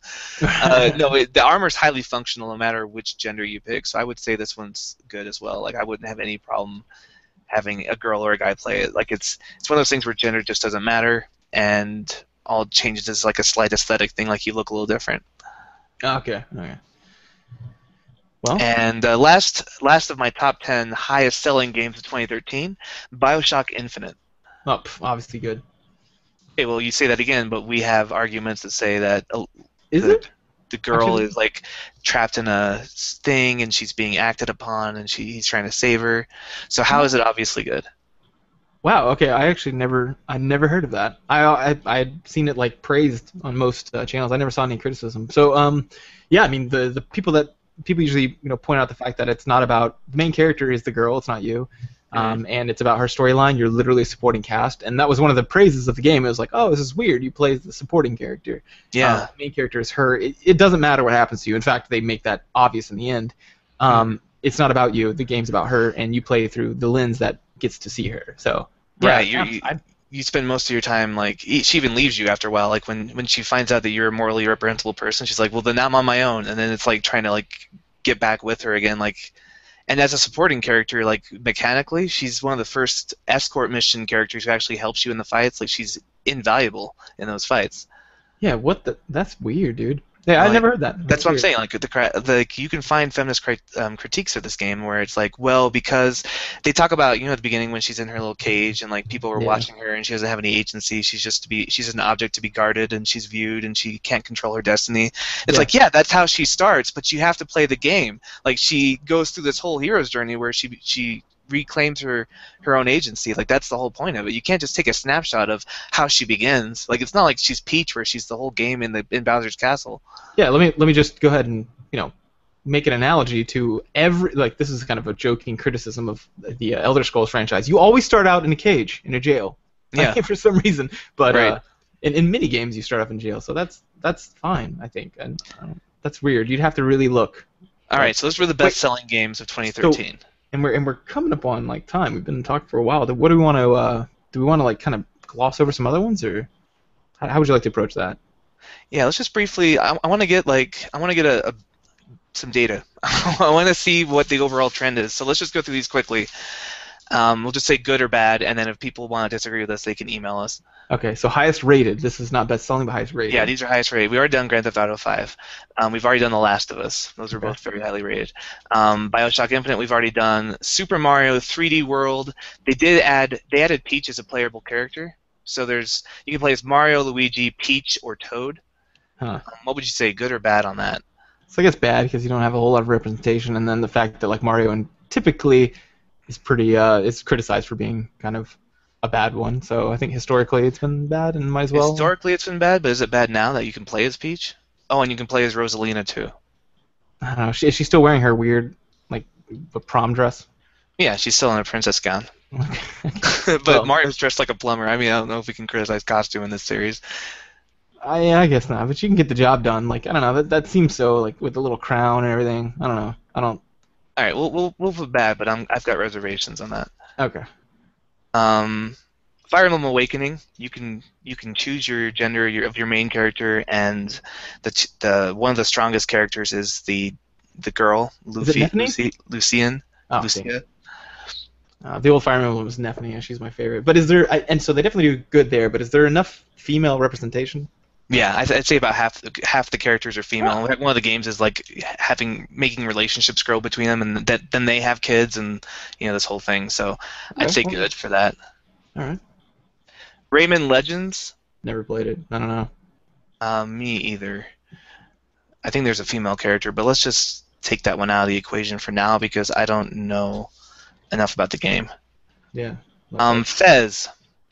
Neutral. Yeah, I'd Yeah. say non-applicable. Gender's not really a thing there. Flower, non-applicable. Have you seen that game? It's a really pretty game for the PlayStation 3 and 4. Yeah. Yeah. Yeah, I mean, it's got nothing to do with gender. You're like a weird thing that floats around. Legend of Zelda: A Link Between Worlds. I don't know. You played that one. What do you think? Well, we got Link is the protagonist. There's no playable female character. Zelda is somebody that you are trying to rescue the whole time. She doesn't really do a lot. I'm gonna go ahead and say bad on this one, just because there's not really a lot of female representation. Okay, that makes sense. Overall, good game though. And Brothers: A Tale of Two Sons. Oh, it's a great game. It is, but what about for females? Probably bad. I mean, it could have easily been brother and sister. Yeah. I mean, but that game, wow. Yeah. It is a great game. Gender is so irrelevant in that game, but there's still no female characters. Representation. Okay. Okay, so then other significant games, we got Child of Light. Oh, definitely good. That game is amazing. It's well crafted, and the female characters are the top 3 characters. So. Right. What about Banner Saga? I don't know. I haven't played enough of that. I've only played a couple hours. Probably good. I don't know. How many female warriors are there? There's some female playable characters. I mean, for a Viking society, there's a lot. Yeah, that's true. Yeah. I mean, yeah. The first one of the first females you meet is kind of not very heroic, but the second one you meet is like a super badass archer chick. Yeah, and if every female you meet is heroic, then that's also kind of sexist in the other way. Yeah, like, I want them to be just like humans, like yeah, there's good ones and bad ones. That's true. The first guy you meet is also not heroic. The money okay. counter guy. Moving on, Castlevania Lords of Shadows 2. I'm going to say bad. Yeah, bad. Although the male is very sexualized in there, so I mean that's a point. Eye candy for the women. But I was thinking about that game, and the one time I was trying to even think of the female characters, and you just have 2, and they're the stupid archetypes, like the tropes. You got one who's like the saint, like the wife, and you have one who's the slut, the Carmilla. And that's just lazy writing. Like women are always put in that saint or slut like dichotomy. And she's like her whole thing is she's like a woman scorned. Like right. Yeah. They're both obsessed with you, obviously. Yeah, good point. And in order to heal in that fight, you have to go and like assault your wife and drink her blood, just so you can like you're literally feeding off of her to win that battle. Yeah, I don't think that's any worse than you do that in every battle with guys too. So yeah, but like she's letting you. It seems worse because she's like letting you. That's right. You're please, right. I exist here to please drink of me. My life isn't as important as yours is. Like she's just there to make you win. I'm gonna put bad on Castlevania Lords of Shadow 2. Good point. Yeah, definitely. Divinity Original Sin. I'm gonna say good. The armor, gender is incidental again. Like the armor can change a little bit, but not much. Yeah, that's true. Yeah. Same thing with XCOM Enemy Within. Oh yeah, that one's absolutely that. Yeah, noted. Again, like male and female. It's random what you get, and I've got like a sorority in my XCOM base because I just every time I got new soldiers, they're always women. Yeah. So like I've got a lot of lady soldiers in my group. There you go. Okay, halfway. That's the new. Actually, I'm gonna take it off the list. It's gender's incidental, and I'd say it's good, but it's not as popular as the other games, so I'm gonna take it off. Okay. Injustice: Gods Among Us. Dude, I don't know this. Bad. That one would be really difficult because people argue about, like, for example, Catwoman. Some feminists actually really like her. They think she's sex positive and that she's actually in control of Batman. Other ones see it, and I tend to be towards like the other ones where I kind of feel like she's one-dimensional. She uses her sexuality, that's fine, but she's also only uses her sexuality. So I don't know. To me, I don't know.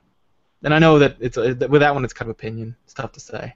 Yeah, I'm kind of in the same camp, but then I also factor in the fact that there's just so many more male characters than female, like to play as. Yeah. So I'm gonna say that one edges towards bad. Okay. Batman: Arkham Origins. Probably bad. Yeah, just because of the lack of female characters. At least Arkham City you could play as Catwoman. Yeah. Okay, Rogue Legacy. Oh, good, yeah. Yeah, that one gender is purely just random and incidental. Doesn't change anything. You get like a bow on your helmet if you're a female, but that's just to tell them apart because the graphics are so bad. It's not like saying that all women wear bows. Next one, Transistor. This was the sequel to Bastion. You played this one? Yeah, I've only played probably like 3 hours of this one, but or 4. But so far it's great. The female protagonist, she's not only is she incidental, she's not even incidental. She's like a strong, powerful character. So like she's overly sexualized, or she's an interesting character in her own right? Yeah, no, I don't even think she is sexualized. Okay, I haven't played this. I wasn't sure. Next one, State of Decay. Maybe bad. I would say good because there's female characters that are strong, but the PCs are good, but the NPCs there's some kind of like, yeah, I mean, I don't know. It plays on stereotypes in general. Like there's the stereotype Hicks, there's a stereotype like, but then again the stereotype female. I don't know, but there's a female judge or a female mayor. Mayor, yeah. And I felt like I've spent most of my time as a female in that game because the female had like the best melee attack, the one that I was playing as, and I like that style better.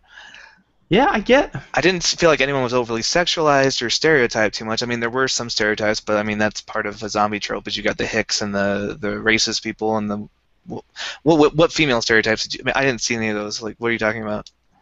There's just how you had to save people. I'm trying to remember exactly. I saved a guy who was like trapped in a building. Oh, maybe mine was a girl of mine, so maybe that was. I think they're just randomly procedurally generated, so I'm gonna put good on that. All right, that's a good point. Thief. Bad. Yeah, there's a female character, but she's kind of annoying, and she's just like a cleavage thief. She's underrated, and there's also like a lot of like background women who are scantily clad and weird. There's also the witch who's like very strong. Yeah, the leader of the court of the beggars court. Yeah, and she's pretty awesome. She's a very intriguing character. Could have easily been a guy. I would have loved him just as much. So yeah, and that's a cool character. But there's a lot of background bad. All right, we'll give that one an overall bad. Okay, Walking Dead Season 2. Obviously good. Obviously good. You play as Clementine, that small girl. And Jane. Jane, and they're awesome.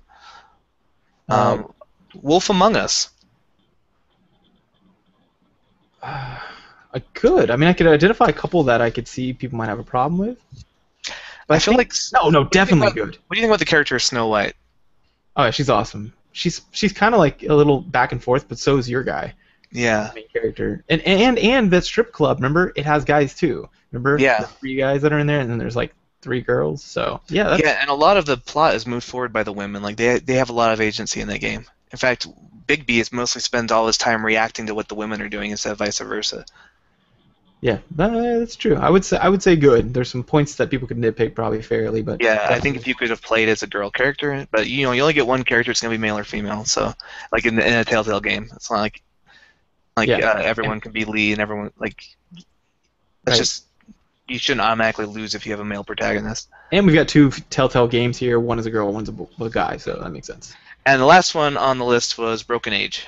Oh, that one's good because there's a guy and a girl. The guy is Elijah Wood, and the girl is I don't recognize the voice actor, so probably not famous. And her story is arguably much more important. and she's taking her destiny in her own hands, and the boy isn't. Or he's trying to, but she's part of this like ritual. It's really cool. So like it's one of those like throw the maiden to the monster things, and she says no, F that noise, and she runs away. So it's like she kind of turns it on its head, lampoons it. Yeah. So if anything, it's better. It's the best case scenario. Okay, so we've got our statistics here. I want you to get a calculator out, Jeremiah. I'm going to read off what we got, and we're going to get some percentages of which games are good, which games are bad, and like where we are right now as an industry in 2013 and 2014. All right. So for bad games, let's see, we have 1, 2, 3, 4, 5, 6, 7, 8, 9, 10, 11, 12, 13, 14, 15, 16, 17, 18, 19, 20, 21, 22, 23, 24, 25, 26, 27, 28, 29, 30. Okay, we have 30 games total, all right? Okay. Of those 30 games, we rated 1, 2, 3, 4, 5, 6, 7, 8 of them bad. Okay, so that means that 22. So 73% positive rating. Okay, or actually, and nons though too. So we got to take some of those out. Oh yeah.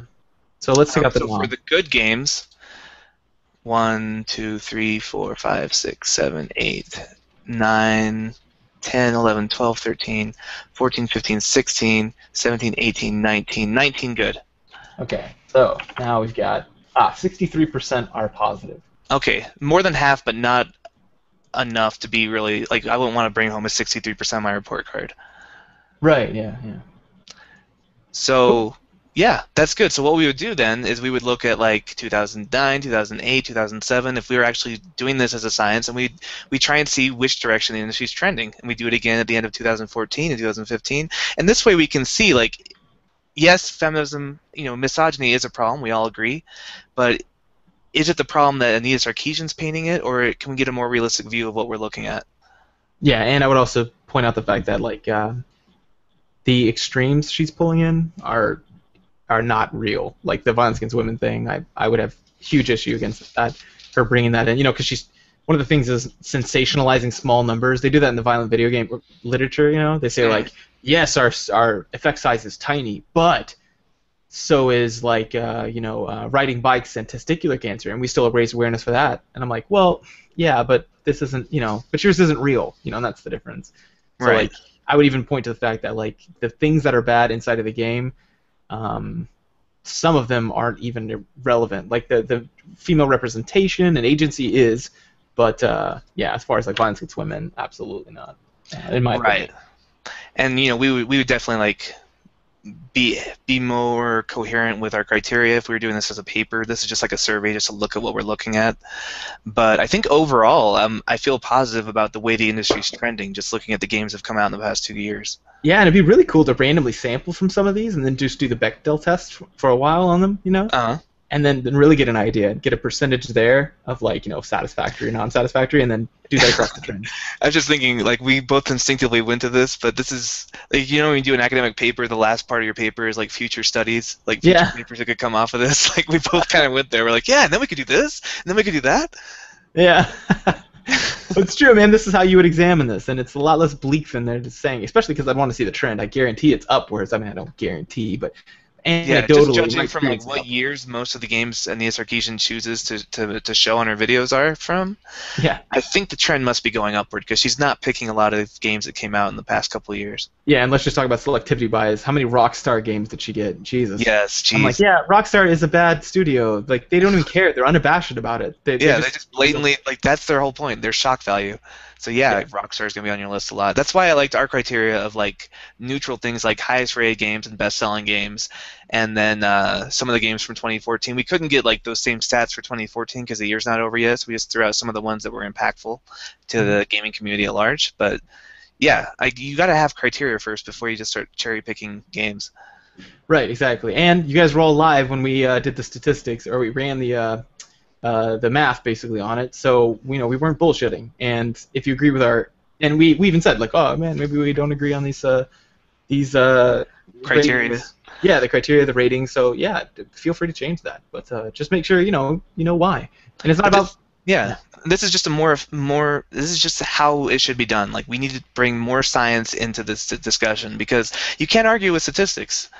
Yeah, exactly. You can argue with our methodology, which we'd love to hear, like like our rating system, that kind of thing.